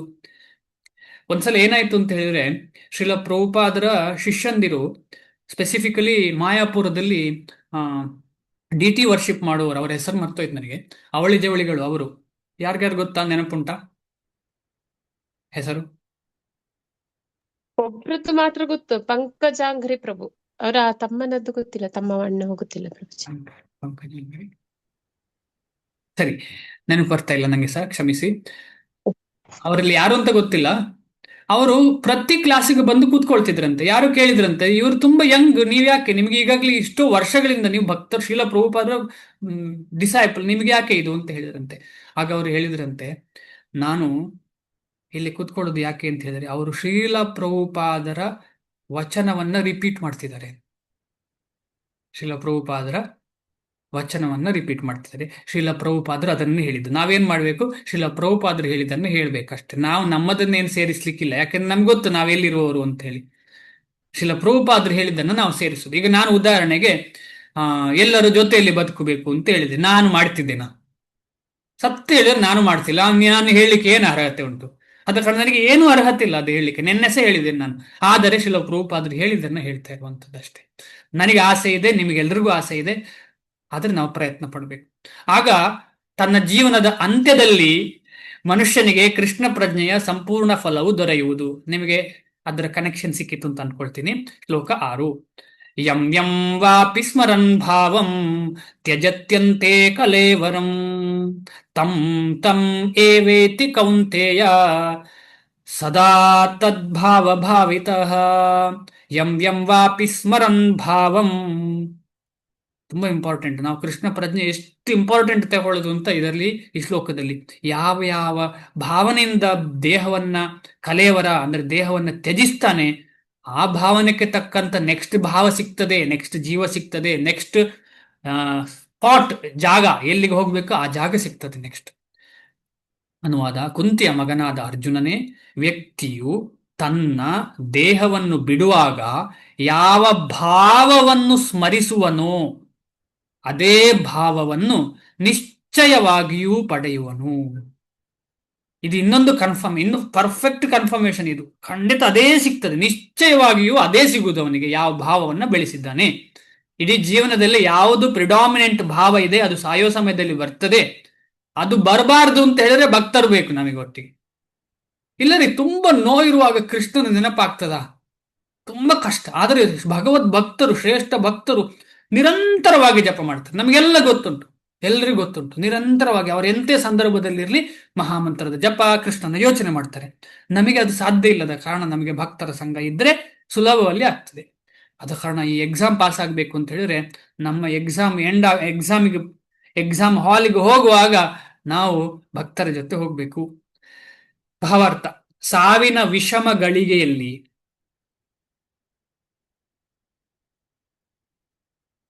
ಎಂತ ಒಂದು ವರ್ಡ್ ಹಾಕಿದ್ದಾರೆ ಇಲ್ಲಿ ಶ್ರೀಲ ಪ್ರಭುಪಾದರಿಂದ. ವಿಷಮ ಗಳಿಗೆಯಲ್ಲಿ. ವಿಷಮ ಯಾಕೆ ಅಂತ ಹೇಳಿದರೆ ಭಕ್ತರಿಗೆ ವಿಷಮ ಅಲ್ಲ, ಅದು ಅಭಕ್ತರಿಗೆ ವಿಷಮಗಳಿಗೆ, ಭಕ್ತರಿಗೆ ಒಳ್ಳೆಗಳಿಗೆ. ಇಲ್ಲಿ ಅಭಕ್ತರ ಬಗ್ಗೆ ಮಾತಾಡ್ತಾರೆ. ಯಾಕೆಂದ್ರೆ ಯಂ ಯಂ ಭಾವಂ ಸ್ಮರತಿ ಅಂತ ಹೇಳಿ, ಯಾವ ಯಾವ ಭಾವ ಅಂತ ಹೇಳಿ. ಭಕ್ತರು ಯಾವ ಯಾವ ಭಾವ ಇರುದಿಲ್ಲ, ಭಕ್ತ ಕೃಷ್ಣನ ಭಾವ ಮಾತ್ರ ಇರ್ತದೆ. ಸಾವಿನ ವಿಷಮ ಗಳಿಗೆಯಲ್ಲಿ ಮನುಷ್ಯನು ತನ್ನ ಸ್ವಭಾವವನ್ನು ಬದಲಾಯಿಸುವ ಪ್ರಕ್ರಿಯೆಯನ್ನು ಇಲ್ಲಿ ವಿವರಿಸಿದೆ. ಅಂದ್ರೆ ಕೃಷ್ಣ ಪ್ರಜ್ಞೆ ಇರುವನಿಗೆ ಈ ವಿಷಮಗಳಿಗೆ ಒಳ್ಳೆಗಳಿಗೆ ಆಗ್ತದೆ, ಸ್ವಭಾವ ಕೃಷ್ಣನ ಸ್ವಭಾವ ಆಗ್ತದೆ. ಅಂದ್ರೆ ಕೃಷ್ಣನ ಬಗ್ಗೆ ಚಿಂತನೆ ಆಗ್ತದೆ ಅಂತ ಹೇಳಿ. ಕೃಷ್ಣನ ಸ್ವಭಾವ ಆಗ್ತದೆ ಅಂದ್ರೆ ಕೃಷ್ಣ ಆಗ್ತಾನೆ ಅಂತ ಅಲ್ಲ. ತನ್ನ ಜೀವನದ ಅಂತ್ಯದಲ್ಲಿ ಕೃಷ್ಣನನ್ನು ಕುರಿತು ಯೋಚಿಸುತ್ತಾ ದೇಹವನ್ನು ಬಿಡುವವನು ಪರಮ ಪ್ರಭುವಿನ ದಿವ್ಯ ಭಾವವನ್ನು ಪಡೆಯುತ್ತಾನೆ. ಆದರೆ ಕೃಷ್ಣನನ್ನು ಬಿಟ್ಟು ಬೇರೆ ಏನನ್ನೂ ಯೋಚಿಸುವ ಅವನು ಆ ದಿವ್ಯ ಸ್ಥಿತಿಯನ್ನು ಪಡೆಯುತ್ತಾನೆ ಎನ್ನುವುದು ನಿಜವಲ್ಲ. ಏನು ಯಾವ್ದು ರೀತಿಯಲ್ಲಿ ಮಾಡಿದ್ರು ಕೃಷ್ಣನನ್ನೇ ಲಾಸ್ಟ್ ಮೊಮೆಂಟ್ಗೆ ನೆನಪು ಮಾಡಿದ್ರೆ ಸಾಕು ಕೃಷ್ಣನಲ್ಲಿ ಹೋಗ್ತಾನೆ ಅಂತ ಹೇಳುದು ನಿಜವಲ್ಲ. ಯಾಕಂದ್ರೆ ಏನೇನೋ ಜೀವನದಲ್ಲಿ ಯೋಚಿಸಿದ್ದಾನೆ, ಏನಾಗ್ತದೆ ಆಗ? ಅದ ಕಾರಣ ನಮಗೆ ಹಿಂದೆ ಯೋಚಿಸಿದ್ದನ್ನೆಲ್ಲ ಬಿಡುವ, ಈಗ ಅದರ ಬಗ್ಗೆ ಚಿಂತನೆ ಇಲ್ಲ. ಇಂದಿನ ಜೀವನದಲ್ಲಿ ಆದಷ್ಟು ನಾವು ಜಾಸ್ತಿ ಜಾಸ್ತಿ ಕೃಷ್ಣನ ಬಗ್ಗೆ ಚಿಂತನೆ ಮಾಡಬೇಕು. ಅದು ನಾವು ಕೃಷ್ಣ ಪ್ರಜ್ಞೆಯಲ್ಲಿ ಬಂದ ಫಸ್ಟ್ ಇಂದಲೇ ಶುರು ಆಗ್ತದೆ. ಕೃಷ್ಣ ಅಂತ ಹೇಳಿ ಶುರು ಮಾಡಿದ ತಕ್ಷಣ ಏನಾಗ್ತದೆ, ನಮ್ಗೆ ಹಿಂದೆ ಕೃಷ್ಣನ ಬಗ್ಗೆ ಗೊತ್ತಿತ್ತು, ಆದ್ರೆ ಇಷ್ಟು ಅದು ಅಚ್ಚು ಬೀಳಲಿಲ್ಲ ನಮ್ಮ ಹತ್ರ. ಒಳ್ಳೆ ಸ್ಟ್ರಾಂಗ್ ಬೀಳ್ಬೇಕು ಅಚ್ಚು ಅಂತ ಹೇಳಿದ್ರೆ ಪುನಃ ಪುನಃ ಹೇಳಬೇಕು. ಈ ಪುನಃ ಪುನಃ ಹೇಳೋದೇ ಇಂಪಾರ್ಟೆಂಟ್. ಈ ಅಂಶವನ್ನು ನಾವು ಎಚ್ಚರದಿಂದ ಗಮನಿಸಬೇಕು. ಮನುಷ್ಯನು ಯೋಗ್ಯವಾದ ಮಾನಸಿಕ ಸ್ಥಿತಿಯಲ್ಲಿ ಸಾಯುವುದು ಹೇಗೆ? ಭರತ ಮಹಾರಾಜನು ಶ್ರೇಷ್ಠ ವ್ಯಕ್ತಿ, ಆದರೆ ತನ್ನ ಅಂತ್ಯಕಾಲದಲ್ಲಿ ಆತನು ಒಂದು ಜಿಂಕೆಯನ್ನು ಕುರಿತು ಯೋಚಿಸಿದನು. ಇದೊಂದು ಲೀಲೆ. ಭರತ ಮಹಾರಾಜನ ಈಗ ಉದಾಹರಣೆಗೆ ಅಜಾಮೀಳನಿಗಿಂತ ಕೀಳ ಭರತ ಮಹಾರಾಜ. ಅಜಾಮೀಳ ಮಾಡಿದ್ದಿಲ್ಲ, ಭರತ ಮಹಾರಾಜ ಹಾಗೇನ್ ಮಾಡ್ಲಿಲ್ಲಲ್ಲ. ಅದ ಕಾರಣ ಇದೊಂದು ಲೀಲೆ, ಎರಡು ಕೂಡ ಲೀಲೆ. ಅದ ಕಾರಣ ಇದೆಲ್ಲ ನಮಿಗೋಸ್ಕರ ಮಾಡಿದಂತ ಲೀಲೆ, ನಮ್ಮನ್ನ ಉದ್ಧಾರ ಮಾಡ್ಲಿಕ್ಕೆ. ಅಲ್ಲಿ ನಾವು ಆ ಭರತ ಮಹಾರಾಜರಿಗೆ ಆಯ್ತಲ್ಲ, ಇನ್ನು ನಮಗೇನು ಅಂತ ಹೇಳಿ ಕೂತ್ಕೊಳ್ಳೋದಲ್ಲ. ಅದು ಉದಾಹರಣೆ ಕೊಡ್ತಾ ಇರುವಂತದ್ದು. ಎರಡು ಉದಾಹರಣೆ. ಯಾಕಂತ ಹೇಳಿದ್ರೆ ನಾವು ಭಕ್ತಿಯಲ್ಲಿ ಡೆವಲಪ್ ಆಗಿ ದೊಡ್ಡ ಗ್ರೇಟ್ ಅಂತ ಅನ್ಸಿದ್ರೆ ಕೆಳಗೆ ಬೀಳಲಿಕ್ಕೆ ಸಾಧ್ಯತೆ ಉಂಟು ಅಂತ ಹೇಳೋದು ಒಂದು ಆ ಕಾಷನ್. ಆ ಕಾಷನ್ ನಮಗೆ ಅರ್ಥ ಆಗ್ಬೇಕು. ಆದರೆ ತನ್ನ ಅಂತ್ಯಕಾಲದಲ್ಲಿ ಆತನು ಒಂದು ಜಿಂಕೆಯನ್ನು ಕುರಿತು ಯೋಚಿಸಿದನು. ಆದುದರಿಂದ ಅವನು ಮುಂದಿನ ಜನ್ಮದಲ್ಲಿ ಆತನ ಒಂದು ಜಿಂಕೆಯ ಶರೀರವನ್ನು ಪ್ರವೇಶಿಸುವಂತಾಯಿತು. ಆದ ಕಾರಣ ನಮಗೆ ಕೃಷ್ಣನನ್ನು ಬಿಟ್ಟರೆ ಯಾವುದು ಇರಬಾರ್ದು ಅಂತ ಹೇಳಿದ್ರೆ, ನಾವು ಕೃಷ್ಣ ಪ್ರಜ್ಞೆ ಇರುವವರ ಹತ್ರ, ಕೃಷ್ಣನ ಹತ್ರ, ಕೃಷ್ಣನ ಮಂತ್ರದ ಹತ್ರ ಇದರ ಒಟ್ಟಿಗಿರ್ಬೇಕು ನಾವು. ಜಿಂಕೆಯ ರೂಪದಲ್ಲಿ ಆತನು ತನ್ನ ಹಿಂದಿನ ಕೆಲಸ ಕಾರ್ಯಗಳನ್ನು ಸ್ಮರಿಸಿದರೂ ಆತನು ಪ್ರಾಣಿಯ ದೇಹವನ್ನು ಸ್ವೀಕರಿಸಬೇಕಾಯಿತು. ಇದು ನಿಜ. ಮನುಷ್ಯನಿಗೆ ತನ್ನ ಜೀವಿತ ಕಾಲದಲ್ಲಿ ಬಂದ ಯೋಚನೆಗಳು ಒಟ್ಟಾಗಿ, ಇಲ್ಲಿ ಬಂತಲ್ಲ ಇದು ತುಂಬಾ ಇಂಪಾರ್ಟೆಂಟ್. ಮನುಷ್ಯನಿಗೆ ತನ್ನ ಜೀವಿತ ಕಾಲದಲ್ಲಿ ಬಂದ ಯೋಚನೆಗಳು ಒಟ್ಟಾಗಿ, ಇಡೀ ಜೀವನದಲ್ಲಿ ಮಾಡಿದ ಯೋಚನೆಗಳೆಲ್ಲ ಒಟ್ಟಾಗಿ ಹೇಗಾಗ್ಬೋದು? ಒಮ್ಮೆಲೆ ಬ್ರೈನಲ್ಲಿ ಒಮ್ಮೆಲೆ ಅಟ್ಯಾಕ್ ಆಗ್ತಾ ಉಂಟು. ಸಾವಿನ ಕ್ಷಣದಲ್ಲಿ ಅವನ ಯೋಚನೆಗಳ ಮೇಲೆ ಪ್ರಭಾವ ಬೀರುತ್ತದೆ. ಸಾವಿನ ಸಮಯದಲ್ಲಿ ಬರುವಂತಹ ಯಾವ ಭಾವ, ಅದು ತನ್ನ ಜೀವಿತಾವಧಿ ಮಾಡಿದಂತ ಎಲ್ಲ ಭಾವಗಳಲ್ಲಿ, ಎಲ್ಲ ಯೋಚನೆಗಳೆಲ್ಲ ಒಟ್ಟಿಗೆ ಸೇರಿ ಅದೊಂದು ಪರ್ಮ್ಯುಟೇಷನ್, ಕಾಂಬಿನೇಷನ್ ಅಂತ ಹೇಳ್ತಾರೆ ಗಣಿತದಲ್ಲಿ. ಎಲ್ಲ ಆಗಿ ಯಾವುದು ಜಾಸ್ತಿ ಮಾಡಿದರೆ ಅದನ್ನು ತೆಗೆದು ಅದೇ ಭಾವ ಕೊಡ್ತದೆ ಅಂತ ಒಂದು ಪ್ರಕೃತಿ ಇದು. ತ್ರಿಗುಣಗಳದ್ದು ಲೀಲೆ ಇದು.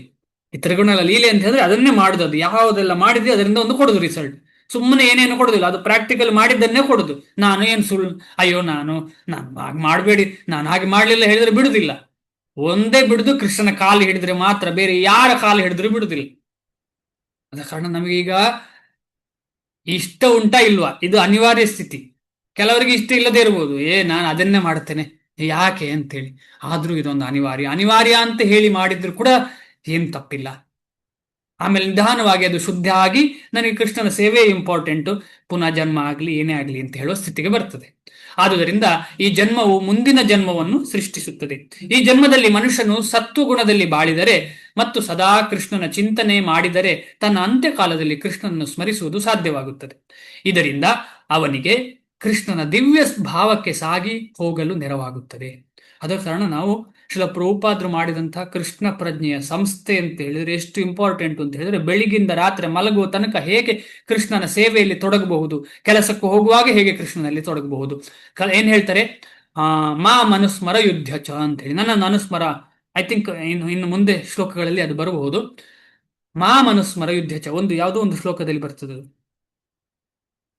ನೆಕ್ಸ್ಟ್ ಶ್ಲೋಕ 7ನೇ ಶ್ಲೋಕದಲ್ಲೇ ಬರ್ತಾ ಉಂಟು. ಆಗ್ಲೇ ನೋಡುವ ಆಗಿದ್ರೆ. ಮಾಂ ಅನುಸ್ಮರ ಯುದ್ಧ ಚ ಅಂದ್ರೆ ನಾವು ಪ್ರತಿಯೊಂದು ಕೆಲಸ ಮಾಡುವಾಗ ನಾವು ಭಗವಂತನ ಸ್ಮರಣೆ ಮಾಡಬೇಕು. ಭಗವಂತನ ಸ್ಮರಣೆ. ಈಗ ನಾವು ಆರತಿ ಮಾಡುವಾಗ ಒಂದು ಕೈಯಲ್ಲಿ ಗಂಟೆ, ಇನ್ನೊಂದು ಕೈಯಲ್ಲಿ ಆರತಿ ಇರ್ತದೆ ಅಲ್ವಾ? ಒಂದು ಕೈಯಲ್ಲಿ ಗಂಟೆ, ಇನ್ನೊಂದು ಕೈಯಲ್ಲಿ ಆರತಿ. ಒಂದೇ ಮಾಡುದಿಲ್ಲ, ಎರಡು ಮಾಡ್ತಾ ಇದ್ದೇವೆ. ಈ ರೀತಿಯಲ್ಲಿ ಮಾಡ್ಲಿಕ್ಕೆ ಆಗ್ತದೆ ಕೆಲಸ ಮಾಡುವಾಗ. ಅದಕ್ಕೆ ಏನು ತಯಾರಿ ಬೇಕು? ಫಸ್ಟ್ ದಿವಸ ಮಾಡುವಾಗ ಹೀಗೆ ಹೋಗ್ತದೆ, ಅದಕ್ಕೆ ಸಪರೇಟ್ ತಯಾರಿ ಬೇಕು. ಈಗ ಮೃದಂಗ ಕಲಿಯುವವರೆಗೂ ಅಷ್ಟೇ, ಎಲ್ಲ ಒಂದೇ ದಿವಸ ಎಲ್ಲ ಹೊಡಿಲಿಕ್ಕೆ ಕಲಿಸುದಿಲ್ಲ. ಫಸ್ಟಿಗೆ ರೈಟ್ ಹ್ಯಾಂಡ್ ಹೇಗೆ, ಆಮೇಲೆ ಲೆಫ್ಟ್ ಹ್ಯಾಂಡ್ ಹೇಗೆ, ಒಂದೊಂದೊಂದು ತರಬೇತಿ ಕೊಡ್ತಾರೆ. ಅದೇ ರೀತಿ ನಾವು ಕೂತ್ಕೊಂಡು ಜಪ ಮಾಡಬೇಕು. ಹರೇ ಕೃಷ್ಣ ಕೃಷ್ಣ ಕೃಷ್ಣ ಹರೇ ಹರೇ, ಹರೇ ರಾಮ ರಾಮ ರಾಮ ಹರೇ ಹರೇ. ಅಂದ್ರೆ ಕೂತ್ಕೊಂಡು ಅಂತ ಹೇಳಿದ್ರೆ ಬೇರೆ ಏನು ಮಾಡದೆ ಅದನ್ನು ಮಾತ್ರ ಮಾಡಬೇಕು. ಅದು ಮಾತ್ರ ಮಾಡ್ಲಿಕ್ಕೆ ಅಲ್ಲಿ ಟ್ರೈನಿಂಗ್ ಸಿಕ್ಕಿದ್ರೆ ಏನಾಗ್ತದೆ, ಬೇರೆ ಅದರ ಒಟ್ಟಿಗೆ ಆಡ್ ಮಾಡ್ತಾ ಮಾಡುದು ಕೂಡ ಆಗ್ತಾ ಹೋಗ್ತದೆ. ಅದು ಮುಂದೆ ಹೋಗ್ತಾ ಇರ್ತದೆ. ಭೌತಿಕವಾಗಿ ಇಲ್ಲಿ ಆಯ್ತು. ಮನುಷ್ಯನು ಕೃಷ್ಣ ಸೇವೆಯಲ್ಲಿ ಅಲೌಕಿಕವಾಗಿ ತನ್ಮಯನಾಗಿದ್ದರೆ ಅಲ್ಲಿವರೆಗೆ ಆಗಿಲ್ಲ ಸ್ಮರಿಸಲು ಸಾಧ್ಯವಾಗುತ್ತದೆ. ಇದರಿಂದ ಅವನಿಗೆ ಕೃಷ್ಣನ ದಿವ್ಯ ಭಾವಕ್ಕೆ ಸಾಗಿ ಹೋಗಲು ನೆರವಾಗುತ್ತದೆ. ಮನುಷ್ಯನು ಕೃಷ್ಣ ಸೇವೆಯಲ್ಲಿ ಅಲೌಕಿಕವಾಗಿ ತನ್ಮಯನಾಗಿದ್ದರೆ ಅವನ ಮುಂದಿನ ಜನ್ಮದ ಶರೀರವು ಆಧ್ಯಾತ್ಮಿಕವಾಗಿರುತ್ತದೆ. ಮನುಷ್ಯನು ಕೃಷ್ಣ ಸೇವೆಯಲ್ಲಿ ಅಲೌಕಿಕವಾಗಿ, ಇದು ತುಂಬಾ ಇಂಪಾರ್ಟೆಂಟ್ ವರ್ಡ್. ನಾವು ಕೃಷ್ಣ ಸೇವೆ ಮಾಡ್ತೇವೆ, ಆದ್ರೆ ನಮ್ಮ ಭಾವ ಅಲೌಕಿಕವಾಗಿಲ್ಲ, ಲೌಕಿಕವಾಗಿದೆ. ರಿಸಲ್ಟ್ ಇದೆ ಅಲ್ಲಿ, ರಿಸಲ್ಟ್ ಇಲ್ಲ ಅಂತ ಇಲ್ಲ, ಆದರೆ ಅಷ್ಟು ರಿಸಲ್ಟ್ ಇರುವುದಿಲ್ಲ. ನಾವು ಕೃಷ್ಣ ಸೇವೆ ಮಾಡ್ತೇವೆ, ಆದರೆ ಮಟೀರಿಯಲ್ ಮೂಡ್ ಅಲ್ಲಿ ಮಾಡ್ತೇವೆ. ನಾವು ಸ್ಪಿರಿಚುವಲ್ ಮೂಡ್ ಇರುವುದಿಲ್ಲ. ಅವನು ನನ್ನ ಫ್ರೆಂಡು, ಅವರು ಅಂತೇಳಿ ಫ್ರೆಂಡ್ಶಿಪ್ ಅಲ್ಲಿ ಏನೋ ಮಾತಾಡ್ತಾ ಇರ್ತೇವೆ. ಅದು ಭಾಗವತ್ ಧಾಮದಲ್ಲಿ ಇರುವ ಹಾಗೆ ಇದ್ದೇವೆ ಅಂತ ಹೇಳಿ ನಮಗೆ ಯೋಚನೆ ಇರುವುದಿಲ್ಲ. ಭಕ್ತರ ಸಂಘ ಅಂದ್ರೆ ಭಗವದ್ಧಾಮದಲ್ಲಿ ಇರುವುದು ನಾವು ಅಂತ ಹೇಳುವ ಯೋಚನೆ ಇಲ್ಲ ನಮಗೆ. ಆದ ಕಾರಣ ಅದು ಲೌಕಿಕ ಆಗಿಬಿಡ್ತದೆ. ನಾವು ಕೃಷ್ಣ ಪ್ರಜ್ಞೆಯಲ್ಲಿ ಲೌಕಿಕ. ಈಗ ಉದಾಹರಣೆಗೆ ಪ್ರಸಾದವನ್ನ ಲೌಕಿಕ ಮಾಡೋದು, ಲೌಕಿಕವಾಗಿ ಅಡಿಗೆ ಮಾಡ್ತಾ ಇದ್ದೇವೆ ನಾವು. ಎಷ್ಟು ಖಾರ ಹಾಕ್ತೇವೆ, ಶಾಸ್ತ್ರದಲ್ಲಿ ಹೇಳ್ತಾರೆ ಖಾರ ಹಾಕ್ಬೇಡಿ, ನಾವು ಹಾಕುವುದೇ ಖಾರ. ಯಾಕೆ? ಇನ್ನೊಬ್ಬರಿಗೆ ತೃಪ್ತಿ ಮಾಡುವ ಅಂತ ಹೇಳಿ. ಇನ್ನೊಬ್ಬರಿಗೆ ತೃಪ್ತಿ ಆಗುದು ಕೃಷ್ಣ ಪ್ರಜ್ಞೆ. ಕೃಷ್ಣ ಸ್ವೀಕರಿಸಿದ್ರೆ, ಕೃಷ್ಣನಿಗೆ ಕೊಡ್ಲಿಕ್ಕೆ ಅರ್ಹವಾಗದ ಆಹಾರವನ್ನ ಕೊಟ್ರೆ ಕೃಷ್ಣನಿಗೆ ಹೇಗೆ ತೃಪ್ತಿ ಆಗ್ತದೆ? ಆಗ ಅದು ಹೇಗೆ ಬೇರೆಯವರನ್ನ ತೃಪ್ತಿ ಮಾಡ್ಲಿಕ್ಕೆ ಸಾಧ್ಯ? ಕೃಷ್ಣನಿಗೆ ಯಥೋತರೋರ್ಮೂಲ ನಿಷೇಚನೇನ ಅಂತ ನಮಗೆ ಗೊತ್ತಾಗಿ ಆಗಿದೆ. ಕೃಷ್ಣನನ್ನ ನಾವು ಫಸ್ಟಿಗೆ ನಾವು ಕೃಷ್ಣನಿಗೆ ನಾವು ತೃಪ್ತಿ ಪಡಿಸಿದ್ರೆ ಎಲ್ಲರಿಗೂ ಎಲ್ಲರೂ ತೃಪ್ತಿ ಆಗ್ತದೆ, ಎಲ್ಲರೂ ಬರ್ತಾರೆ. ಅದಕ್ಕೆ ಎಲ್ಲರೂ ಬರ್ತಾರೆ. ಇಲ್ಲ ಅವರಿಗೆಲ್ಲರಿಗೂ ಸಂತೋಷ ಮಾಡ್ಲಿಕ್ಕೆ ನಾನು ಇವತ್ತು ಸ್ಪೆಷಲ್ ಪಿಜ್ಜಾ ಮಾಡ್ತೇನೆ, ಸ್ಪೆಷಲ್ ಅದು ಮಾಡ್ತೇನೆ, ಸ್ಪೆಷಲ್ ಇದು ಮಾಡ್ತೇನೆ ಅಂತ ಹೇಳಿದ್ರೆ ಏನಾಗ್ತದೆ? ಕೆಲವರು ಬರ್ಬೋದು, ಕೆಲವರು ಬರಬಹುದು. ಯಾಕೆ ಅಂತ ಹೇಳಿದ್ರೆ ಅಲ್ಲಿಯ ಭಾವ ವ್ಯತ್ಯಾಸ ಆಯ್ತು. ಲೌಕಿಕ ಭಾವದ ಎಡಿಷನ್ ಆಯ್ತು. ಅಲ್ಲಿ ಸ್ವಲ್ಪ ಲೌಕಿಕತೆ ಬರ್ಲಿಕ್ಕೆ ಶುರು ಆಯ್ತು. ಆದ ಕಾರಣ ಕಲಿ ಎಲ್ಲಿ ಕೂಡ ಎಂಟರ್ ಆಗಬಹುದು. ನಾವು ಸ್ವಲ್ಪ ಜಾಗ್ರತೆ ಮಾಡಬೇಕು. ಶ್ರೀಲ ಪ್ರಭುಪಾದರ ವಚನಗಳನ್ನು ನೋಡ್ಬೇಕು, ಆಧ್ಯಾತ್ಮಿಕ ವಿಚಾರಗಳನ್ನ ನೋಡ್ಬೇಕು. ನಾನು ಯಾರಿಗೂ ಕಮೆಂಟ್ ಮಾಡ್ತಿಲ್ಲ, ಬಟ್ ನಾನು ಈ ವಿಚಾರವನ್ನ ಡಿಸ್ಕಷನ್ ಮಾಡ್ತಿದ್ದೇನೆ ಅಷ್ಟೇ. ಯಾಕೆಂದ್ರೆ ನಾನು ಸಹ ಇದರಲ್ಲಿ ಒಂದು ಭಾಗಿ.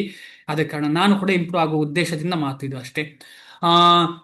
ಶಾಸ್ತ್ರದಲ್ಲಿ ಹೇಳಿದೆ ರಜೋಗುಣದ ಆಹಾರ ಯಾವುದು, ಸತ್ವಗುಣದ ಆಹಾರ ಯಾವುದು, ತಮೋಗುಣದ ಆಹಾರ ಯಾವುದು ಅಂತ ಹೇಳಿ ಭಗವದ್ಗೀತೆಯಲ್ಲಿ ಮುಂದೆ ಬರುತ್ತದೆ. ಅದೇ ರೀತಿಯಲ್ಲಿ ಚೈತನ್ಯ ಮಹಾಪ್ರಭುಗಳು ಕೂಡ ಹೇಳಿದ್ದಾರೆ. ಅದೇ ರೀತಿಯಲ್ಲಿ ಗೋಸ್ವಾಮಿಗಳು ಕೂಡ ಹೇಳಿದ್ದಾರೆ ಯಾವ ರೀತಿಯ ಆಹಾರವನ್ನು ಭಗವಂತನಿಗೆ ಅರ್ಪಿಸಬಹುದು ಅಂತ ಹೇಳಿ. ಇದರ ಬಗ್ಗೆ ಸ್ವಲ್ಪ ಯೋಚನೆ ನಾವೆಲ್ಲ ಮಾಡಬೇಕು. ಎಲ್ಲ ಭಕ್ತರು ಮಾಡಿದ್ರೆ ಏನಾಗ್ತದೆ ಅಂತ ಹೇಳಿದ್ರೆ ಬದಲಾವಣೆ ಆಗ್ತದೆ. ಆ ಬದಲಾವಣೆ ಆಗಿಲ್ಲ ಅಂತ ಹೇಳಿದ್ರೆ ಮುಂದಿನ ಪೀಳಿಗೆಗೆ ಈ ಕೃಷ್ಣ ಪ್ರಜ್ಞೆ ನಾವು ಸ್ವಲ್ಪ ತಿರುಚಿ ಮುರುಚಿ ಕೊಟ್ಟ ಹಾಗೆ ಆಗ್ತದೆ. ನೇರವಾಗಿ ಇರುವುದಿಲ್ಲ, ಆಸಿಟೀಸ್ ಇರುವುದಿಲ್ಲ. ಮನುಷ್ಯನು ಕೃಷ್ಣ ಸೇವೆಯಲ್ಲಿ ಅಲೌಕಿಕವಾಗಿ ತನ್ಮಯನಾಗಿದ್ದರೆ, ಅದ ಕಾರಣ ಈ ಅಲೌಕಿಕ ಅಂತ ಹೇಳೋದು ತುಂಬಾ ಇಂಪಾರ್ಟೆಂಟ್. ಅದು ಪ್ರಾಕ್ಟಿಕಲ್ ಅಪ್ಲಿಕೇಶನ್ ನಾವು ಮಾಡಬೇಕು. ಅದು ಮಾಡಲಿಲ್ಲ ಅಂತ ಹೇಳಿದ್ರೆ ರಿಸಲ್ಟ್ ಕಮ್ಮಿ. ತನ್ಮಯನಾಗಿದ್ದರೆ ಅವನ ಮುಂದಿನ ಜನ್ಮದ ಶರೀರವು ಆಧ್ಯಾತ್ಮಿಕವಾಗಿರುತ್ತದೆ. ಹಾಗೇಳಿ ಈ ಅಲೌಕಿಕ ಅಂತ ಹೇಳುದು ಆರ್ಟಿಫಿಷಿಯಲ್ ಆಗಿರಬಾರದು, ಶಾಸ್ತ್ರ ಸಮ್ಮತವಾಗಿರ್ಬೇಕು. ಶಾಸ್ತ್ರದಲ್ಲಿ ಹೇಳಿದ್ದನ್ನು ಮಾಡಿದ್ರೆ ಅದು ಅಲೌಕಿಕ ಆಗ್ತದೆ. ಶಾಸ್ತ್ರದಲ್ಲಿ ಹೇಳಿದ್ದನ್ನು ಮಾಡಲಿಲ್ಲ ಅಂದ್ರೆ ಅದು ಲೌಕಿಕ ಆಗ್ಲಿಕ್ಕೆ ಸಾಧ್ಯತೆ, ಭೌತಿಕವಾಗಿರುವುದಿಲ್ಲ. ಆದುದರಿಂದ ಈ ಜನ್ಮದ ಅಂತ್ಯದಲ್ಲಿ ತನ್ನ ಭಾವವನ್ನು ಯಶಸ್ವಿಯಾಗಿ ಬದಲಾವಣೆ ಮಾಡಲು ಹರೇ ಕೃಷ್ಣ ಕೃಷ್ಣ ಕೃಷ್ಣ ಹರೇ ಹರೇ, ಹರೇ ರಾಮ ರಾಮ ರಾಮ ಹರೇ ಹರೇ ಎಂದು ಸಂಕೀರ್ತನೆ ಮಾಡುವುದೇ ಅತ್ಯುತ್ತಮ ಪ್ರಕ್ರಿಯೆ. ಇವತ್ತು 2 ಶ್ಲೋಕ ಮಾಡಿ ನಿಲ್ಸೋಣ. ಏನಾದ್ರೂ ಪ್ರಶ್ನೆ ಇದ್ರೆ ಅಥವಾ ನಾನು ಹೇಳಿದ್ರಲ್ಲಿ ಏನಾದ್ರೂ ತಪ್ಪಾಗಿದ್ರೆ ದಯವಿಟ್ಟು ಹೇಳಿ. ಹರೇ ಕೃಷ್ಣ. ನಿನ್ನೆ ನಾನೊಂದು ಶ್ಲೋಕ ಕೇಳಿದ್ನಲ್ಲ, ಆ ಶ್ಲೋಕ ನಾನು ನೆನಪು ಮಾಡಿದೆ. ಯಾರಾದ್ರೂ ಹೋಗಿ ಮನೆಯಲ್ಲಿ ಮಾಡಿದ್ದೀರಾ? ಯಾವ್ದಾದ್ರು ಶ್ಲೋಕ ಇರಬಹುದು ಅಂತ ಹೇಳಿ. ಶ್ಲೋಕ ಯಾವ್ದ್ರ ಬಗ್ಗೆ ಕೇಳಿದ್ದೆ ಅಂತ ಹೇಳಿದ್ರೆ ಚರ್ಚೆ ಆಗಿತ್ತು. ಯಾರು? ಮೃಗಾರಿ ಅವನಿಗೇನು ಕ್ವಾಲಿಫಿಕೇಶನ್ ಇದೆ? ಭಕ್ತರ ಸಂಘ ಸಿಗುವುದು ಅಥವಾ ಕೃಷ್ಣನ ಅವ್ಯಾಜ ಕರುಣೆ ಅಥವಾ ಕೃಷ್ಣನ ಕಾಸ್ಟ್ಲೆಸ್ ಮರ್ಸಿ ಸಿಗ್ಲಿಕ್ಕೆ ಏನು ಕ್ವಾಲಿಫಿಕೇಶನ್ ಇದೆ? ಭಕ್ತಿ ಸಿಗ್ಲಿಕ್ಕೆ ಏನು ಕ್ವಾಲಿಫಿಕೇಶನ್ ಇದೆ? ಅಂದ್ರೆ ನಾವು ನಿನ್ನೆ ಮಾಡಿದ ಡಿಸ್ಕಷನ್ ಅಲ್ಲಿ ಭಕ್ತಿಯಿಂದಲೇ ಸಿಗುದು ಎಂಬ ಡಿಸ್ಕಷನ್ಗೆ ಆಗುವಂತಹ ಒಂದು ಶ್ಲೋಕ ವ್ಯಾದಸ್ಯ ಆಚರಣಂ ಅಂತ ಹೇಳೋ ಶ್ಲೋಕ. ವ್ಯಾದಸ್ಯಾಚರಣಂ ಧ್ರುವಸ್ಯ ಚವಯೋ ವಿದ್ಯಾ ಗಜೇಂದ್ರಸ್ಯ ವಾ. ಇದ್ರ ಕೇಳಿದಿರಾ ನೀವು? ಯಾರಾದ್ರೂ ಕೇಳಿದಿರಾ? ಕೇಳಿರ್ತೀರಿ ಖಂಡಿತವಾಗಿ. ವ್ಯಾಧಸ್ಯ ಅಂತ ಹೇಳಿದ್ರೆ ನಿನ್ನೆ ಹೇಳಿದಾಗೆ ಅರ್ಧ ಕೊಂದು ಬಿಡುವಂತಹ ಬೇಟೆಗಾರ. ಆ ಬೇಟೆಗಾರನ ಆಚರಣೆ ಅಂತ ಒಳ್ಳೆ ಆಚರಣೆಯ. ಅವನು ಏನ್ ಮಾಡ್ತಿದ್ದ ಅಂತ ಹೇಳಿದ್ರೆ ಬೇಟೆಯನ್ನ ಹೇಗೆ ಬೇಟೆ ಆಗ್ತಿದ್ದ ಅಂದ್ರೆ ಆ ಬೇಟೆ ವಿಲವಿಲ ಆಗುವಾಗ ಅವನಿಗೆ ಸಂತೋಷ ಆಗ್ತಾ ಇತ್ತು. ಅಂತ ಆಚರಣೆಗೆ ನಾರದ ಮಹಾರಾಜರು ಬಂದು ಕೃಷ್ಣನ ಬಗ್ಗೆ ಹೇಳಿ ಏನೊಂದು ಆಶ್ಚರ್ಯ ಅಲ್ವಾ ವಿಷಯ ಇದು. ವ್ಯಾಧಸ್ಯಾಚರಣಂ ಧ್ರುವಸ್ಯ ಚ ವಯೋ. ಈ ಧ್ರುವ ಮಹಾರಾಜರಿಗೆ ಭಗವಂತನ ಪ್ರಜ್ಞೆ ಬೆಳೆಸುವಂತ ವಯಸ್ಸ. ಆ 5ನೇ ವರ್ಷದ ಮಕ್ಕಳೆಲ್ಲ ಏನ್ ಮಾಡ್ತಿದ್ದಾರೆ ಈಗ? ಏನ್ ಹೇಳ್ತಿದ್ದಾರೆ ಶಂಕರಾಚಾರ್ಯರು ಭಜಗೋವಿಂದನಲ್ಲಿ ಚಿಕ್ಕ ಮಗು ಏನ್ ಮಾಡ್ತದೆ ಅಂತ ಹೇಳಿ ಯಾರಾದ್ರೂ ಗೊತ್ತಾ? ಹರೇ ಕೃಷ್ಣ, ಕೇಳ್ತಿದ್ಯಾ? ಗೊತ್ತಿಲ್ಲ ಪ್ರಭುಜಿ. ಬಾಲಸ್ತಾವತ್ ಕ್ರೀಡಾಸಕ್ತ ಅಂದ್ರೆ ಏನು? ಮಕ್ಕಳು ಯಾವತ್ತೂ ಆಸಕ್ತಿ ಇಲ್ಲಿ ಎಲ್ಲಿ ಹೇಗೆ ಆಡುದು ಅಂತ ಹೇಗೆ ಓದು ಹೇಳಿದ್ರೆ ಪ್ಲೀಸ್. ನಾನೊಂದು ಯಾರೋ ಹೇಳೋದು ಕೇಳಿದ್ದೇನೆ, ಈಗಿನ ಕಾಲದಲ್ಲಿ ಏನಾಗಿದೆ ಅಂತ ಹೇಳಿದ್ರೆ 5ನೇ ಕ್ಲಾಸ್ 6ನೇ ಕ್ಲಾಸ್ ಮಕ್ಕಳಿಗೆ ವಿಡಿಯೋ ಗೇಮ್ ಆಡ್ಲಿಕ್ಕೆ ಮೊಬೈಲ್ ಕೊಟ್ಟಿಲ್ಲ ಅಂದ್ರೆ ಮಾರಿ ಹೊಡೆಯುವುದೇ. ಯಾರಿಗೆ? ಅಮ್ಮನಿಗೂ ಅಪ್ಪನಿಗೂ. ಗನ್ ಇದ್ರೆ ಡಿಶುಮ್ ಅಷ್ಟೇ, ಹೋಯ್ತು. ಜನ್ಮ ಕೊಟ್ಟ ಅಪ್ಪ ಅಮ್ಮನ ಕತೆ ಕ್ಲೋಸ್ ಮಾಡುವಂತ ಮಕ್ಕಳು ಈಗ ಇರಬಹುದು, ಎಲ್ಲರೂ ಅಂತ ಹೇಳ್ತಾ ಇಲ್ಲ ನಾನು ಯಾಕೆ ಇದನ್ನು ಹೇಳ್ತಾ ಇದ್ದೇನೆ ಅಂತ ಹೇಳಿದ್ರೆ, ಆ ಚಿಕ್ಕ ವಯಸ್ಸಿನಲ್ಲಿ ಮಾಡ್ಲಿಕ್ಕೆ ಸಾಧ್ಯ ಇಲ್ಲದನ್ನು ಯಾರು ಮಾಡಿದ್ದಾರೆ? ಧ್ರುವ ಮಹಾರಾಜರು. ವ್ಯಾದಸ್ಯಾಚರಣಂ ಧ್ರುವಸ್ಯ ಚವಯೋ ವಿದ್ಯಾ ಗಜೇಂದ್ರಸ್ಯ ಕ. ಆಮೇಲೆ ಗಜೇಂದ್ರನಿಗೆ ಏನು ನಾಲೆಜ್ ಉಂಟು, ಏನು ವಿದ್ಯೆ ಉಂಟು? ಅವ್ರೇನು PhD ಮಾಡಿದ್ದಾರಾ, ಡಾಕ್ಟರೇಟ್ ಮಾಡಿದ್ದಾರಾ ಭಕ್ತಿ ಸಿಗ್ಲಿಕ್ಕೆ? ಅಥವಾ ಏನ್ ಹೇಳ್ತಾರೆ, ಭಕ್ತಿ ಶಾಸ್ತ್ರಿ ಮಾಡಿದ್ದಾರಾ? ಅಥವಾ ಏನಾದ್ರೂ ಮಾಡಿದಾರ? ಏನು ಮಾಡಲಿಲ್ಲ. ಡೈಲಿ ಜಪ ಮಾಡಿದಾರ? ಮುಂಚಿನ ಜೀವನದಲ್ಲಿ ಮಾಡಿರ್ಬೋದು, ಗಜೇಂದ್ರ ಆಗಿರುವಾಗ ಮಾಡಿದಾರ? ಇಲ್ಲ. ಹೇಗೆ ಹೇಗೆ ಸಾಧ್ಯ? ಆಮೇಲೆ ಕುಬ್ಜನಿಗೆ ಏನುಂಟು? ಕುಬ್ಜ ಅಂತ ಹೇಳಿದ್ರೆ ಕೃಷ್ಣ ಲೀಲೆಯಲ್ಲಿ ಬರುವಂತ ಒಂದು ಮಾತೆ. ಅವರೇನು, ಅವ್ರಿಗೆ ಏನುಂಟು? ಚಂದ ಇದ್ದಾರ? ಗುಣ ಉಂಟಾ? ರೂಪ ಉಂಟಾ? ಏನುಂಟು? ಏನಿಲ್ಲ. ಆದ್ರೂ ಕೃಷ್ಣ ಒಲಿಲಿಲ್ವಾ? ಆಮೇಲೆ ವ್ಯಾದಸ್ಯ ಆಚರಣಂ ಧ್ರುವಸ್ಯ ಚವಯೋ ವಿದ್ಯಾ ಗಜೇಂದ್ರಸ್ಯ ಕಾ ಕುಬ್ಜಸ್ಯ ಕಿಮು ನಾಮ ರೂಪಮಧಿಕಂ ಕಿಂ ತತ್ ಸುಧಾಮ್ನೋ ಧನಂ. ಕಿಂ ತತ್ ಸುಧಾಮ್ನೋ ಧನಂ. ಸುಧಾಮ್ನಿಗೆ ಏನು ದೊಡ್ಡ ಹಣವಿತ್ತ ಅವನ ಹತ್ರ? ಧನಿಕನಾಗಿದ್ನವ. ಧನದಿಂದ ಕೃಷ್ಣನ ಬಡಲಿಕ್ಕೆ ಸಾಧ್ಯವಾ? ಇಲ್ಲ, ಏನಿಲ್ಲ. ಕ್ರಿಂ ತತ್ ಸುಧಾಮ್ನೋ ಧಮ. ಆಮೇಲೆ ಆ ಯಾರಿಗೆ? ನಮ್ಮ ಪಾಂಡುವಿನ ತಮ್ಮ, ಏನ್ ಹೆಸರು ಪಾಂಡುವಿನ ತಮ್ಮ? ವಿದುರ ಯಾವ ಕುಲದಲ್ಲಿ ಜನ್ಮ ಸಿಕ್ಕೋಣ? ಒಳ್ಳೆ ದೊಡ್ಡ ಕುಲದಲ್ಲಿ ಜನ್ಮ ಪಟ್ಟಿದ್ದಾನ ಅವನು. ಯಾವ ಕುಲ ವಿದುರನದ್ದು? ವಿದುರನ ಕುಲ ಯಾವುದು?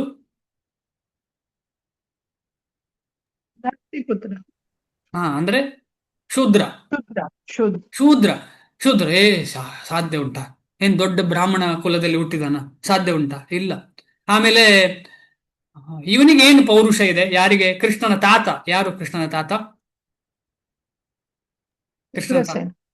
ಉಗ್ರನಿಗೆ. ಉಗ್ರಸ್ಯ ಕಿಂ ಪೌರುಷಂ. ಏನು ಪೌರುಷ ಉಂಟು ಉಗ್ರನಿಗೆ? ಉಗ್ರಸೇನನ ಏನು ಪೌರುಷ ಇಲ್ಲ. ಕೃಷ್ಣ ಒಲಿಲಿಲ್ವಾ? ಆದ ಕಾರಣ ಕೃಷ್ಣ ಒಲಿಯುವುದು ಯಾವುದಕ್ಕೆ? ಭಕ್ತ್ಯಾ ತುಷ್ಟತಿ ಕೇವಲಂ ನಚ ಗುಣೈಹಿ ಭಕ್ತಿ ಪ್ರಿಯೋ ಮಾಧವ. ಏನು ಬರೀ ಭಕ್ತಿಯಿಂದ ಮಾತ್ರ ಕೃಷ್ಣನನ್ನು ತೃಪ್ತಿ ಮಾಡಲಿಕ್ಕೆ ಬೇರೆ ಯಾವ ಗುಣಗಳಿಂದ ಸಾಧ್ಯ ಇಲ್ಲ. ಗುಣಗಳೆಲ್ಲ ಸಪೋರ್ಟಿವ್ ಅಷ್ಟೇ, ಆದ್ರೆ ಭಕ್ತಿ ಇಲ್ಲ. ಅದಕ್ಕೋಸ್ಕರ ನಾವು ಭಗವಂತನಿಗೆ ಏನಾದರೂ ಅರ್ಪಿಸುವಾಗ ಭಕ್ತ್ಯಾ ಉಪಹೃತಂ ಅಂತ ಹೇಳಿ ನಾವು ಆ ಇದನ್ನು ಕೇಳಿದ್ದೇವಲ್ಲ. ಯಾವುದು?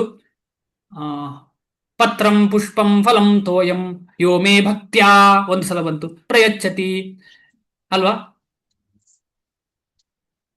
ಆ ಶ್ಲೋಕ 2 ಸಲ ಭಕ್ತಿ ಅಂತ ಬರ್ತದೆ. ಅಹಂ, ಯಾರಿಗಾದ್ರೂ ನೆನಪಿದೆಯಾ ಶ್ಲೋಕ?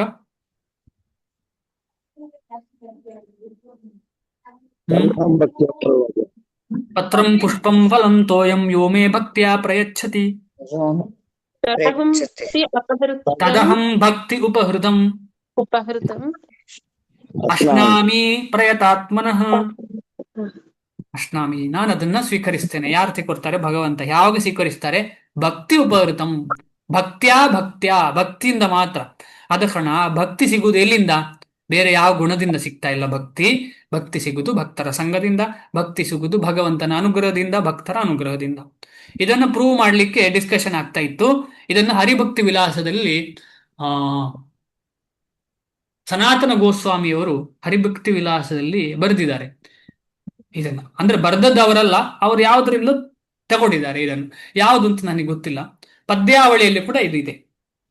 ಇದನ್ನ ನೀವು ಒಂದ್ಸಲ ನೋಡಿ. ವ್ಯಾದಸ್ಯಾಚರಣಂ ಧ್ರುವಸ್ಯ ಚವಯೋ ವಿದ್ಯಾ ಗಜೇಂದ್ರಸ್ಯ ಕಾ ಕುಬ್ಜಸ್ಯ ಕಿಂ ನಾಮ ರೂಪಮಧಿಕಂ ಕಿಂ ತತ್ ಸುಧಾಮ್ನೋ ಧನಂ ವಂಶಕ್ಕೋ ವಿದುರಸ್ಯ ಯಾದವಪತೆ ಉಗ್ರಸ್ಯ ಕಿಂ ಪೌರುಷಂ ಭಕ್ತ್ಯಾ ತುಷ್ಯತಿ ಕೇವಲಂ ನ ಚ ಗುಣೈಃ ಭಕ್ತಿ ಪ್ರಿಯೋ ಮಾಧವ. ಭಕ್ತ್ಯಾ ತುಷ್ಯತಿ ಕೇವಲಂ. ಕೇವಲ ಭಕ್ತಿಯಿಂದ ಮಾತ್ರ ಭಗವಂತನನ್ನ ತುಷ್ಯತಿ ಅಂದ್ರೆ ಏನು? ಸಂತೋಷ. ಓನ್ಲಿ ಭಕ್ತಿಯಿಂದ ಮಾತ್ರ ಭಗವಂತನನ್ನ ಸಂತೋಷ ಪಡಿಸ್ಲಿಕ್ಕೆ ಸಾಧ್ಯ. ಕೇವಲಂ ನಚ ಗುಣೈ. ಬೇರೆ ಯಾವುದರಿಂದಲೂ ಸಾಧ್ಯ ಇಲ್ಲ, ಬೇರೆ ಯಾವ ರೀತಿಯ ಕ್ವಾಲಿಟಿಯಿಂದಲೂ ಸಾಧ್ಯ ಇಲ್ಲ. ಆದ ಕಾರಣ ಆ ಭಕ್ತಿಯನ್ನು ನಾವು ಡೆವಲಪ್ ಮಾಡಬೇಕು. ದಯಯಾ ಸರ್ವಭೂತೇಷು ಸಂತುಷ್ಟ್ಯಾಯೇನ ಕೇನವಾ ಸರ್ವ ಇಂದ್ರಿಯ ಉಪಶಾಂತ್ಯಾಚ ತುಷ್ಟ್ಯತ್ತಿ ಆಶು ಜನಾರ್ದನ. ಇನ್ನೊಂದು ಶ್ಲೋಕದಲ್ಲಿ ಏನ್ ಹೇಳಿದ್ದಾರೆ ಅಂತ ಹೇಳಿದ್ರೆ, ಈ ಭಕ್ತಿಗೆ ಸಹಾಯವಾಗುವ ಗುಣ ಯಾವುದು ಅಂತ ಹೇಳಿದ್ರೆ ದಯಯಾ ಸರ್ವಭೂತೇಷು. ದಯಯಾ ಸರ್ವಭೂತೇಷು ಅಂತ ಹೇಳಿದ್ರೆ ನಿಮ್ಗೆಲ್ಲರಿಗೂ ಅರ್ಥ ಆಗಿರ್ಬೋದು. ಎಲ್ಲರಿಗೂ ಅಂದ್ರೆ ಎಲ್ಲ ಭೂತಗಳಿಗೂ, ಎಲ್ಲ ಭೂತಗಳಿಗೆ ಅಂದ್ರೆ ಎಲ್ಲ ಜೀವರಾಶಿಗಳಿಗೆ, ಎಲ್ಲ ಜೀವರಾಶಿಗಳಿಗೆ ದಯ ತೋರಿಸುವಂಥದ್ದು. ದಯ, ನಿಜವಾದ ದಯ ಯಾವುದು? ಕೃಷ್ಣ ಪ್ರಜ್ಞೆಯನ್ನು ಕೊಡುವಂಥದ್ದು. ಕೃಷ್ಣ ಪ್ರಜ್ಞೆಯನ್ನ ಕೊಡ್ಲಿಕ್ಕೆ ನಾವು ಕಾರಣವಾಗುವಂಥದ್ದು. ಅಂದ್ರೆ ಭಗವಂತ ನಮ್ಮ ಮುಖಾಂತರ ಕೊಡೋ ಹಾಗೆ ನಾವು ಆ ಭಾಗ್ಯ ಸಿಗ್ಬೇಕು ನಮಗೆ. ದಯೆಯ ಸರ್ವಭೂತೇಷು ಸಂತುಷ್ಟ್ಯ ಏನಕೇನವ. ಹೇಗೆ ಆಗಿರ್ಲಿ, ನಮಗೆ ಸಿಕ್ಕಿದೆ ಈ ದೇಹ, ಏನೋ ಸಿಕ್ಕಿದೆ, ನಮಗೆ ಇಷ್ಟೇ ಅಂತ ಉಂಟು, ಅದರಲ್ಲಿ ಸಂತುಷ್ಟ ಇರಬೇಕು. ಇವರದ್ದು ನೋಡಿ ಅಸೂಯೆ ಪಟ್ಟುಕೊಂಡು ಜೀವನದಲ್ಲಿ ಟೈಮ್ ವೇಸ್ಟ್ ಮಾಡಬಾರ್ದು. ನಮಗೆ ಎಷ್ಟಿದೆ ಅದರಲ್ಲಿ ಸಂತೋಷ ಪಟ್ಟು ಜೀವನ ಮಾಡಬೇಕು. ಅದರಿಂದ ಕೃಷ್ಣನಿಗೆ ತೃಪ್ತಿ ಆಗ್ತದೆ. ಸಂತುಷ್ಟ್ಯಾಯೇನ ಕೇನವ ಸರ್ವ ಇಂದ್ರಿಯ ಉಪಶಾಂತ್ಯಾಚ. ಆಮೇಲೆ ತಮ್ಮ ಎಲ್ಲ ಇಂದ್ರಿಯಗಳನ್ನ ಶಾಂತಿ ಮಾಡುದು. ಶಾಂತಿ ಮಾಡುದಂದ್ರೆ ಏನು? ಕೊಲ್ಲುದಲ್ಲ, ಶಾಂತಿ ಆಯ್ತು ಅಂತೇಳಿ. ಶಾಂತಿ ಮಾಡುದು ಅಂತ ಹೇಳಿದ್ರೆ ಆ ಇಂದ್ರಿಯಗಳಿಗೆ ಕೃಷ್ಣ ಪ್ರಜ್ಞೆಯನ್ನು ಕೊಡುದು. ಪ್ರತಿಯೊಂದು ಇಂದ್ರಿಯವನ್ನ ಕೃಷ್ಣ ಪ್ರಜ್ಞೆಯಲ್ಲಿ ತೊಡಗಿಸಿಕೊಳ್ಳುದು. ಅಂದ್ರೆ ಇದು ಮೂರರಲ್ಲಿ ಕೂಡ ಕೃಷ್ಣ ಪ್ರಜ್ಞೆಯೇ ಇರುವುದು. ಆದ ಕಾರಣ ಅಲ್ಲಿ ಕೂಡ ಭಕ್ತಿಯೇ ಇರುವಂಥದ್ದು. ಆಗ ಏನಾಗ್ತದೆ? ಆಗ ಕೃಷ್ಣನಿಗೆ, ಜನಾರ್ದನನಿಗೆ ಸಂತುಷ್ಟಿ ಆಗ್ತದೆ. ದಯಯಾ ಸರ್ವಭೂತೇಷು, ಎಲ್ಲರಿಗೂ ಕೃಷ್ಣ ಪ್ರಜ್ಞೆ ಕೊಡುವುದು. ಸಂತುಷ್ಟ್ಯ ಏನಕೇನವ, ಯುದ್ಧದಲ್ಲಿ ಸಂತೋಷ ಪಟ್ಟುಕೊಂಡು ಎಲ್ಲ ಸಮಯವನ್ನ ಕೃಷ್ಣನ ಚಿಂತನೆ ಮಾಡ್ಲಿಕ್ಕೆ ಉಪಯೋಗಿಸುವಂಥದ್ದು. ಅದು ಮಾಡ್ಲಿಲ್ಲ ಅಂದ್ರೆ ಬೇರೆ ಹೋಗುದು, ಅಲ್ಲಿ ಜಲಸ ಆಗುದು. ಅವನನ್ನು ನೋಡುದು, ಇವನನ್ನು ನೋಡಿ, ಅವನ ಹಾಗೆ ಇವನ ಹಾಗೆ, ಆ ಮೂವಿ ಈ ಮೂವಿ, ಆ ನ್ಯೂಸ್ ಈ ನ್ಯೂಸ್, ಇದೆಲ್ಲ ಬೇಕು, ಸ್ವಲ್ಪ ಸ್ವಲ್ಪ ಬೇಕು. ಯಾವುದು ಬೇಡ, ಸತ್ಯವಾಗಿ ಯಾವುದು ಬೇಡ. ಆದರೆ ಹಾಗೆ ಅನ್ನಿಸ್ತದೆ ಬೇಕು ಬೇಕು ಅಂತ ಹೇಳಿ. ಆಯ್ತು, ಬೇಕು ಅಂತ ಇದ್ದವರು ಅದು ಬರೀ ಬ್ರೈನ್ ಅಲ್ಲಿ ಇರ್ಲಿ ಸ್ವಲ್ಪ ದಿನ, ಅದನ್ನ ಜಾಸ್ತಿ ಇಟ್ಕೊಳ್ಬಾರದು ನಾವು. ಯಾಕಂದ್ರೆ ಅದು ಜಾಸ್ತಿ ಬಂದ್ರೆ ಬೆಳಿಗ್ಗಿಂದ ರಾತ್ರಿವರೆಗೆ ನ್ಯೂಸೇ ಚರ್ಚೆ ಮಾಡಿದ್ರೆ ಕೊನೆಗೆ ಬರುವುದು ನಾಮ ಅಲ್ಲ, ನ್ಯೂಸೇ ಬರುವಂಥದ್ದು. ಆದ ಕಾರಣ ನಾವು ಸಂತುಷ್ಟ್ಯ ಏನಕ್ಕೇನವ ಅಂದ್ರೆ ಬೇರೆ ಎಲ್ಲ ಮಟೀರಿಯಲ್ ಸೆಟಪ್ ನಮಗೆ ಎಂತ ಉಂಟು ಅದರಲ್ಲಿ ಸಂತೋಷ. ಆಯ್ತು, ಇವತ್ತು ನನಗೆ ಹಾಲು ಸಿಗ್ತಾ ಇದೆ, ಸಂತೋಷ ಆಯ್ತು, ಸಾಕು, ಇಲ್ಲ ಸಂತೋಷ. ಸಂತುಷ್ಟ್ಯ ಏನಕೇನವ ಸರ್ವ ಇಂದ್ರಿಯ ಉಪಶಾಂತ್ಯಾಚ. ಎಲ್ಲ ಇಂದ್ರಿಯಗಳನ್ನ ಭಗವಂತನ ಸೇವೆಯಲ್ಲಿ ತೊಡಗಿಸ್ಲಿಕ್ಕೆ ಪ್ರಯತ್ನ. ತುಷ್ಟ್ಯತಿ ಆಶು ಜನಾರ್ದನ. ಈ ರೀತಿಯಲ್ಲಿ ಜನಾರ್ದನಿಗೆ ಸಂತೋಷ ಆಗ್ತದೆ. ಹರೇ ಕೃಷ್ಣ. ಏನಾದ್ರು ಆಡ್ ಮಾಡ್ತಿದ್ದೀರಾ ಮಾತಾಜಿ ಅಥವಾ ಯಾರಾದ್ರೂ ಆಡ್ ಮಾಡ್ತಿದ್ದೀರಿ? ದಯವಿಟ್ಟು ಆಡ್ ಮಾಡಿ. ಕ್ಲಾಸ್ ಒಂದು ನಿಮಿಷ, ಕ್ಲಾಸು ಎಕ್ಸಾಕ್ಟ್ 45ಕ್ಕೆ ಸ್ಟಾರ್ಟ್ ಮಾಡೋಣ. ಸ್ವಲ್ಪ ಮುಂಚೆನೆ ಓದ್ಲಿಕ್ಕೆ ಮುಂಚೆನೆ ಜಾಯಿನ್ ಆಗೋಣ. ಸಾಧ್ಯ ಆದಷ್ಟು 10:15, 10:45ಕ್ಕೆ ಕ್ಲಾಸ್ ಸ್ಟಾರ್ಟ್ ಮಾಡೋಣ. ಸಾಧ್ಯ ಆದ್ರೆ ಎಲ್ಲರೂ ಸೇರಿ, ಸಾಧ್ಯ ಆಗಿಲ್ಲದವರು ದಯವಿಟ್ಟು ಯೂಟ್ಯೂಬ್ ನೋಡಿ. ಯಾಕಂದ್ರೆ ಎಲ್ಲರ ಸಮಯಕ್ಕೆ ಅಡ್ಜಸ್ಟ್ ಆಗೋದು ಎಲ್ರಿಗೂ ಕಷ್ಟ ಆಗುತ್ತೆ, ಕ್ಷಮಿಸಿ. ಎಸ್, ರುಕ್ಮಯ್ಯ ಪ್ರಭುಗಳೇ. ಹರಿ ಪ್ರಭುಜಿ, ಈ ಶ್ಲೋಕ ನೀವು ಹೇಳಿದ್ರಲ್ಲ ಪ್ರಭುಜಿ, ಅದನ್ನು ಜಸ್ಟ್ ಕಳಿಸ್ಕೊಳ್ಬೋದು ಪ್ರಭುಜಿ ಈಗ. ಸರಿ, ನಾನು ನೋಡಿ ಕಳಿಸ್ತೇನೆ. ಮೆಸೇಜ್ ಮಾಡಿ. ಪ್ರಾಬ್ಲಮ್ ಕನ್ನಡದಲ್ಲಿ ಸಿಗುವುದೇ ಕಷ್ಟ, ಕನ್ನಡಕ್ಕೆ ಬದಲಾವಣೆ ಮಾಡಬೇಕು. ಯಾವ ನಿಮ್ಮ ವಾಯ್ಸ್ ಕೇಳ್ತಿಲ್ಲ ಪ್ರಭು. ಯಾವ language? English, Hindi, no problem. English ಆದ್ರೂ ತೊಂದರೆ ಇಲ್ಲ ಹೇಳ್ತಾರೆ. ಸರಿ ಪ್ರಭು. ಲಕ್ಷ್ಮೀ ಮಾತಾಜಿ. ಹರೇ ಕೃಷ್ಣ ಪ್ರಭು. ಹರೇ ಕೃಷ್ಣ. ನಾವು ಅಂತ್ಯಕಾಲದಲ್ಲಿ ಕೃಷ್ಣನ್ ಸ್ಮರಣೆ ಮಾಡ್ಬೇಕು. ಅದು ಯಾವಾಗ, ಎಷ್ಟು ಟೈಮಲ್ಲಿ ನಮ್ಗೆ ಒಂದು ಗೊತ್ತಾಗುತ್ತೆ ಪ್ರಭು? ಇದು ಏನು ಶ್ಯೂರಿಟಿ ಇಲ್ಲ, ಎಕ್ಸ್ಪೆಕ್ಟೇ ಮಾಡ್ಲಿಕ್ಕೆ ಸಾಧ್ಯ ಇಲ್ಲ. ಆದ ಕಾರಣ ನಾವು ಭಕ್ತರ ಸಂಘದಲ್ಲಿ ಇರಬೇಕು ಅಂತ ಹೇಳೋ ಉದ್ದೇಶ. ಅಲ್ಲ, ಇವಾಗ ಒಂದು ಟೈಮ್ ಅವರು ಪ್ರಾಣ ಹೋಗಿದ್ದು 4:45 ಅಂದ್ರೆ ಅವರು ಎಷ್ಟು ನಿಮಿಷದ ಮೊದ್ಲು ಕೃಷ್ಣನ್ ಧ್ಯಾನ ಮಾಡಿರ್ಬೇಕು? ಹಾಗೇನಿಲ್ಲ ಮಾತಾಜಿ, ಕೃಷ್ಣನ ಧ್ಯಾನ ಕಂಟಿನ್ಯೂಸ್ ಮಾಡ್ತಾ ಇದ್ದವರಿಗೆ ಸಾವೇ ಸಮಯದಲ್ಲಿ ಕೃಷ್ಣನ ಧ್ಯಾನ ಬರ್ತದೆ ಅಂತ. ಅದು ಕೃಷ್ಣನ್ ಭಕ್ತರೇನೆ ಒಂದು ನಡೆದಿರೋದು. ಬೆಳಗಿನ ಜಾವನಲ್ಲಿ ಅವ್ರಿಗೆ ದೈವಾಧೀನರಾಗಿದ್ರು ಅವರು. ಅವಾಗ ಅವ್ರಿಗೆ ಅವರು ಕೃಷ್ಣ ಭಕ್ತರು, ಇಡೀ ಜೀವನದಲ್ಲಿ ಕೃಷ್ಣನ ಬಗ್ಗೆ ಚಿಂತನೆ ಮಾಡಿದ್ರೆ ಅವರು ಸಾವೇ ಸಮಯದಲ್ಲಿ ಕೃಷ್ಣನ ಚಿಂತನೆ ಆಗಿರ್ತದೆ ಅವರಿಗೆ. ಅಂದ್ರೆ ಅವರು ಕೂತ್ಕೊಂಡು ಹರೇ ಕೃಷ್ಣ ಅಂತ ಹೇಳಿರುವುದಿಲ್ಲ, ಆದ್ರೆ ಅವರ ಕಾನ್ಶಿಯಸ್ನೆಸ್ ಅಲ್ಲಿ ಕೃಷ್ಣನೇ ತುಂಬಿರ್ತಾನೆ. ಹೌದು ಪ್ರಭು, ಆತರ ಆಗಿತ್ತು. ಖಂಡಿತ. ತುಂಬಾ ಬೆಳಕಿದೆ ಇಲ್ಲಿ. ಅದು ತುಂಬಾ ಚೆನ್ನಾಗಿದೆ, ನನ್ನನ್ನು ತುಂಬಾ ಚೆನ್ನಾಗಿ ನೋಡ್ಕೋತಾರೆ ಅಂತ ಎಲ್ಲ ಹೇಳಿದ್ರು ಅವರು. ಆಗ್ಲಿ. ಅವಾಗ ನಮ್ಗೆ ಅರ್ಥ ಏನು ಅಂತ. ಆಮೇಲೆ ಹೋಗಿದ್ದಾರೆ ಅಲ್ಲಿಗೆ. ಭಗವದ್ಗೀತೆಯಲ್ಲಿ ನೋಡಿದಾಗ ಆತರ ಬರುತ್ತೆ ಮನ್ಸ್ಗೆ ಅವ್ರಿಗೆ, ಕೃಷ್ಣನ್ ಭಕ್ತರಿಗೆ ಅಂತ ಅಂದ್ರು. ಹೌದು. ಅಧಿಕ ಮಾಸದಲ್ಲಿ ಬೆಳಗಿನ ಜಾವ 4:45 ಅವರು ದೇಹ ತ್ಯಾಗ ಮಾಡಿದ್ದು. ಹರಿ ಓಂ. ಅವ್ರಿಗೆ ಆ ಕಾರ್ಯಗಳು ತುಂಬಾ ಚೆನ್ನಾಗಿ ನಡೀತು. ಮತ್ತೆ ಭಕ್ತರೆಲ್ಲ ಬಂದು ಅವರು ಇದು ಡೆಡ್ ಬಾಡಿ ಹತ್ರ ಸಂಕೀರ್ತನೆ ಎಲ್ಲ ಮಾಡಿ ಇದು ಪ್ರವಚನ ಎಲ್ಲ ಮಾಡಿ ಎಲ್ಲ ಮಾಡಿದ್ರು. ಸರಿ. ಅದಕ್ಕೆ ಯಾವ ಇರ್ಬೋದು ಅವರು ಅನ್ನೋದು ನನಗೆ ಖಂಡಿತವಾಗಿ ಅನ್ಕೊಂಡದ್ದು. ಖಂಡಿತವಾಗಿ ಯಾವುದೋ ಒಂದು ವೈಕುಂಠ ಅವ್ರು ಯಾವ ಮಹಾಭಾವದಲ್ಲಿ ಮಾಡಿದ್ದಾರೆ ಆ ಭಾವಕ್ಕೆ ಅನುಗುಣವಾದಂಥ ವೈಕುಂಠದಲ್ಲಿ ಇರ್ತಾರೆ ಅವರು, ಅದರಲ್ಲಿ ಏನು ಸಂಶಯ ಇಲ್ಲ. ನಾವೆಲ್ಲ ಭಕ್ತರನ್ನು ಅದೇ ರೀತಿಯಲ್ಲಿ ಚಿಂತನೆ ಮಾಡಬೇಕು. ಯಾವುದೇ ಭಕ್ತರಾಗಿರ್ಲಿ ಅದೇ ರೀತಿ ಚಿಂತನೆ ಮಾಡಬೇಕು. ಯಾಕೆಂದ್ರೆ ಕೃಷ್ಣನ ಹೆಸರು ಅವರು ತೆಗಿಲಿಕ್ಕೆ ಶುರು ಮಾಡಿದ್ದಾರೆ, ಆದ ಕಾರಣ ಕೃಷ್ಣ ಪ್ರಜ್ಞೆ ಅವರಿಗೆ ಬಂದಿದೆ. ನಾವೆಲ್ಲರೂ ಕೂಡ ಆ ಹೌದು. ರೀತಿಯಲ್ಲಿ ಚಿಂತನೆ ಆದರೆ ಅವ್ರು ಆದರೆ ತೀರ್ಕೊಂಡಾಗ ಹ್ಮ್. ಹ್ಮ್. ಆದರೆ ಟೀಕಾ ಇಟ್ಕೊಂಡಿದ್ರು, ಯಾರು ಹಾಕೊಂಡ್ರು ಹಾ ಎಲ್ಲ ಹಾಕಿದ್ರು ಪ್ರಭು ಅವರು. ಎಸ್, ಅವರಿಗೆ ಒಳ್ಳೆ ಸಂಘ ಇತ್ತ ಏನೋ ಅಲ್ವಾ. ಎಸ್, ಆದ್ರೆ ಒಂದು ರಿಸ್ಕ್ ಏನು ಅಂತ ಹೌದು. ಹೇಳಿದ್ರೆ ನಾವು ಆ ರೀತಿ ಫ್ರೀಡಮ್ ತಗೊಳ್ಬಾರ್ದು. ನಾವು ನಮಗೆ ಕೃಷ್ಣನ ಪ್ರಜ್ಞೆ ನೆನಪಾಗುದಿಲ್ಲ ಅಂತ ಚಿಂತನೆಯಲ್ಲಿ ಇದ್ದು ನಾವು ಚಿಂತನೆ ಮಾಡುವಂತ ಪರೀಕ್ಷೆಗೆ ರೆಡಿ ಆಗಬೇಕು. ನಾವು ಓವರ್ ಕಾನ್ಫಿಡೆನ್ಸ್ ಆಗ್ಬಾರ್ದು. ಓ ಪಾಸ್ ಆಗ್ತೇನೆ ಅಂತ ಹೇಳಿದ್ರೆ ಅಷ್ಟೇ. ನಮಗೆಲ್ಲ ಗೊತ್ತು ಪಾಸ್ ಆಗ್ತೇನೆ ಅಂತ ಹೇಳಿದವರು ಹೇಗೆ ಆಗ್ತಾರೆ ಅಂತ ಹೇಳಿ, ಓದುದೇ ಇಲ್ಲ ಮತ್ತೆ ಲಾಸ್ಟ್ಗೆ ಎಲ್ಲ. ಆಮೇಲೆ ಹೋಗಿ ಅಯ್ಯೋ ಕಷ್ಟ ಇತ್ತು ನನಗೆ ಅಂತ ಹೇಳ್ತಾರೆ ಪರೀಕ್ಷೆ. ಹಾಗೆ ಆಗ್ಬಾರ್ದು. ಎಸ್ ಸುಮವತ್ತಜಿ. ಹರೇ ಕೃಷ್ಣ ಪ್ರಭುಜಿ, ದಂಡವತ್ ಪ್ರಣಾಮ್ ಪ್ರಭುಜಿ. ದಂಡವತ್ ಪ್ರಣಾಮ್. ಒಂದ್ ಹಾಡ್ ಹೇಳ ಪ್ರಭುಜಿ, ಹಾ ನಿಮ್ಮ ಇವಾಗ ಕ್ಲಾಸಿಗೆ ಸಂಬಂಧಪಟ್ಟ ಹಾಗೆ. ಹಾ ಆಮೇಲೆ ಕನ್ಕ್ಲೂಡ್ ಮಾಡುವ. ಹಾಡು ಹೇಳಿ ಮತ್ತೆ. Yes.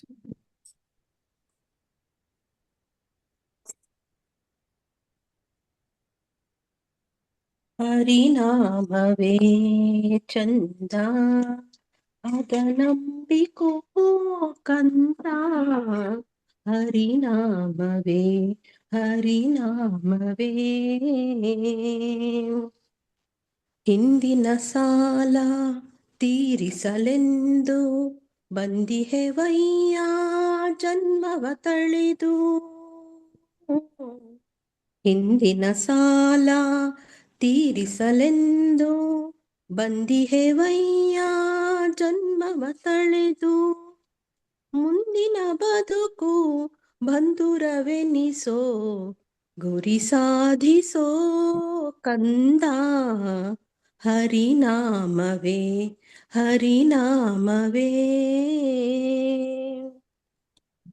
ಮಣ್ಣಿನ ಹಾಗೆ ಮಾಗಿಸೆ ಮನವ ಚಿನ್ಮಯನೆಂಬೋ ನಾಮದ ಜಲವ, ಸೇರಿಸಿ ಬೆರೆಸಿ ಮುಕುತಿಯ ಗಳಿಸಿ ಸುಖಿಯಾಗೋ ನೀ ಕಂದ, ಹರಿನಾಮವೇ ಹರಿನಾಮವೇ ಚಂದ ಅದ ನಂಬಿಕೋ ಕಂದ, ಹರಿನಾಮವೇ ಹರಿನಾಮವೇ. ಗೋವಿಂದ ಗೋವಿಂದ ಗೋವಿಂದನೆಂದು ಎಂದೆಂದು ನೀನಂದು ಆನಂದ ಹೊಂದು, ತಂದೆಯಂತೆ ಬಂದು ತಲೆ ಕಾವನಯ್ಯ ಬಂದು, ಸಂತನೆಂದು ಗುಣವಂತನೆಂದು ಭಗವಂತ ನಿನ್ನ ಪೊರೆವ, ಧನ್ಯನಾಗೋ ಜಗಮಾನ್ಯನಾಗೋ ಧನ ಸೌಭಾಗ್ಯ ಕೊಡುವ, ಪರತ್ಪರ ಹರಿ ವಿಠಲ ಪರತ್ಪರ ಹರಿ ವಿಠಲ ವಿಠಲ ವಿಠಲ ವಿಠಲ ವಿಠಲ ವಿಠಲ ಪಾಂಡುರಂಗ, ಜೈ ವಿಠಲ ಪಾಂಡುರಂಗ. ಹರೇ ಕೃಷ್ಣ ಪ್ರಭುಜಿ, ಧನ್ಯವಾದಗಳು. Hare Krishna. Thank you so much Mataji. Thank you Prabhuji. Hare Thank you. Krishna. Hare Krishna. ಎಲ್ರಿಗೂ ಧನ್ಯವಾದಗಳು. ಸುಮ ಮಾತಾಜಿಗೆ ಸ್ಪೆಷಲ್ ಧನ್ಯವಾದಗಳು ಹಾಡಿಗೆ. ಹರೇ ಕೃಷ್ಣ. ಥ್ಯಾಂಕ್ ಯು ಪ್ರಭುಜಿ, ಅವಕಾಶ ಮಾಡಿಕೊಟ್ಟಿಗೆ ಧನ್ಯವಾದಗಳು ಹರೇ ಪ್ರಭುಜಿ. ಕೃಷ್ಣ. ಧನ್ಯವಾದ ಮಾತಾಜಿ. ವಾಂಛಾಕಲ್ಪತರುಭ್ಯಶ್ಚ ಕೃಪಾ ಸಿಂಧುಭ್ಯೇವ ಚ ಪತಿತಾನಾಂ ಪಾವನೇಭ್ಯೋ ವೈಷ್ಣವೇಭ್ಯೋ ನಮೋ ನಮಃ. ಅನಂತ ಕೋಟಿ ವೈಷ್ಣವ ವೃಂದ ಕಿ ಜೈ. ನಾಮಾಚಾರ್ಯ ಶ್ರೀಲ ಹರಿದಾಸ್ ಠಾಕೂರ್ ಕಿ ಜೈ. ಶ್ರೀಲ ಪ್ರಭುಪಾದ ಕಿ ಜೈ. ನಾಳೆ ಏಕಾದಶಿ. ಹರೇ ಕೃಷ್ಣ. ಸೋಮವಾರ ಭೇಟಿಯಾಗೋಣ. ಧನ್ಯವಾದ. ಎಂಡ್ ಮಾಡ್ತಿದ್ದೀನಿ. ಎಂಡ್ ಮಾಡ್ತಿದ್ದೀನಿ. ಹರೇ ಕೃಷ್ಣ. ದಂಡವತ್ ಪ್ರಣಾಮ ಹರೇ ಪ್ರಭು. ಕೃಷ್ಣ ಪ್ರಭುಜಿ. ಧನ್ಯವಾದ.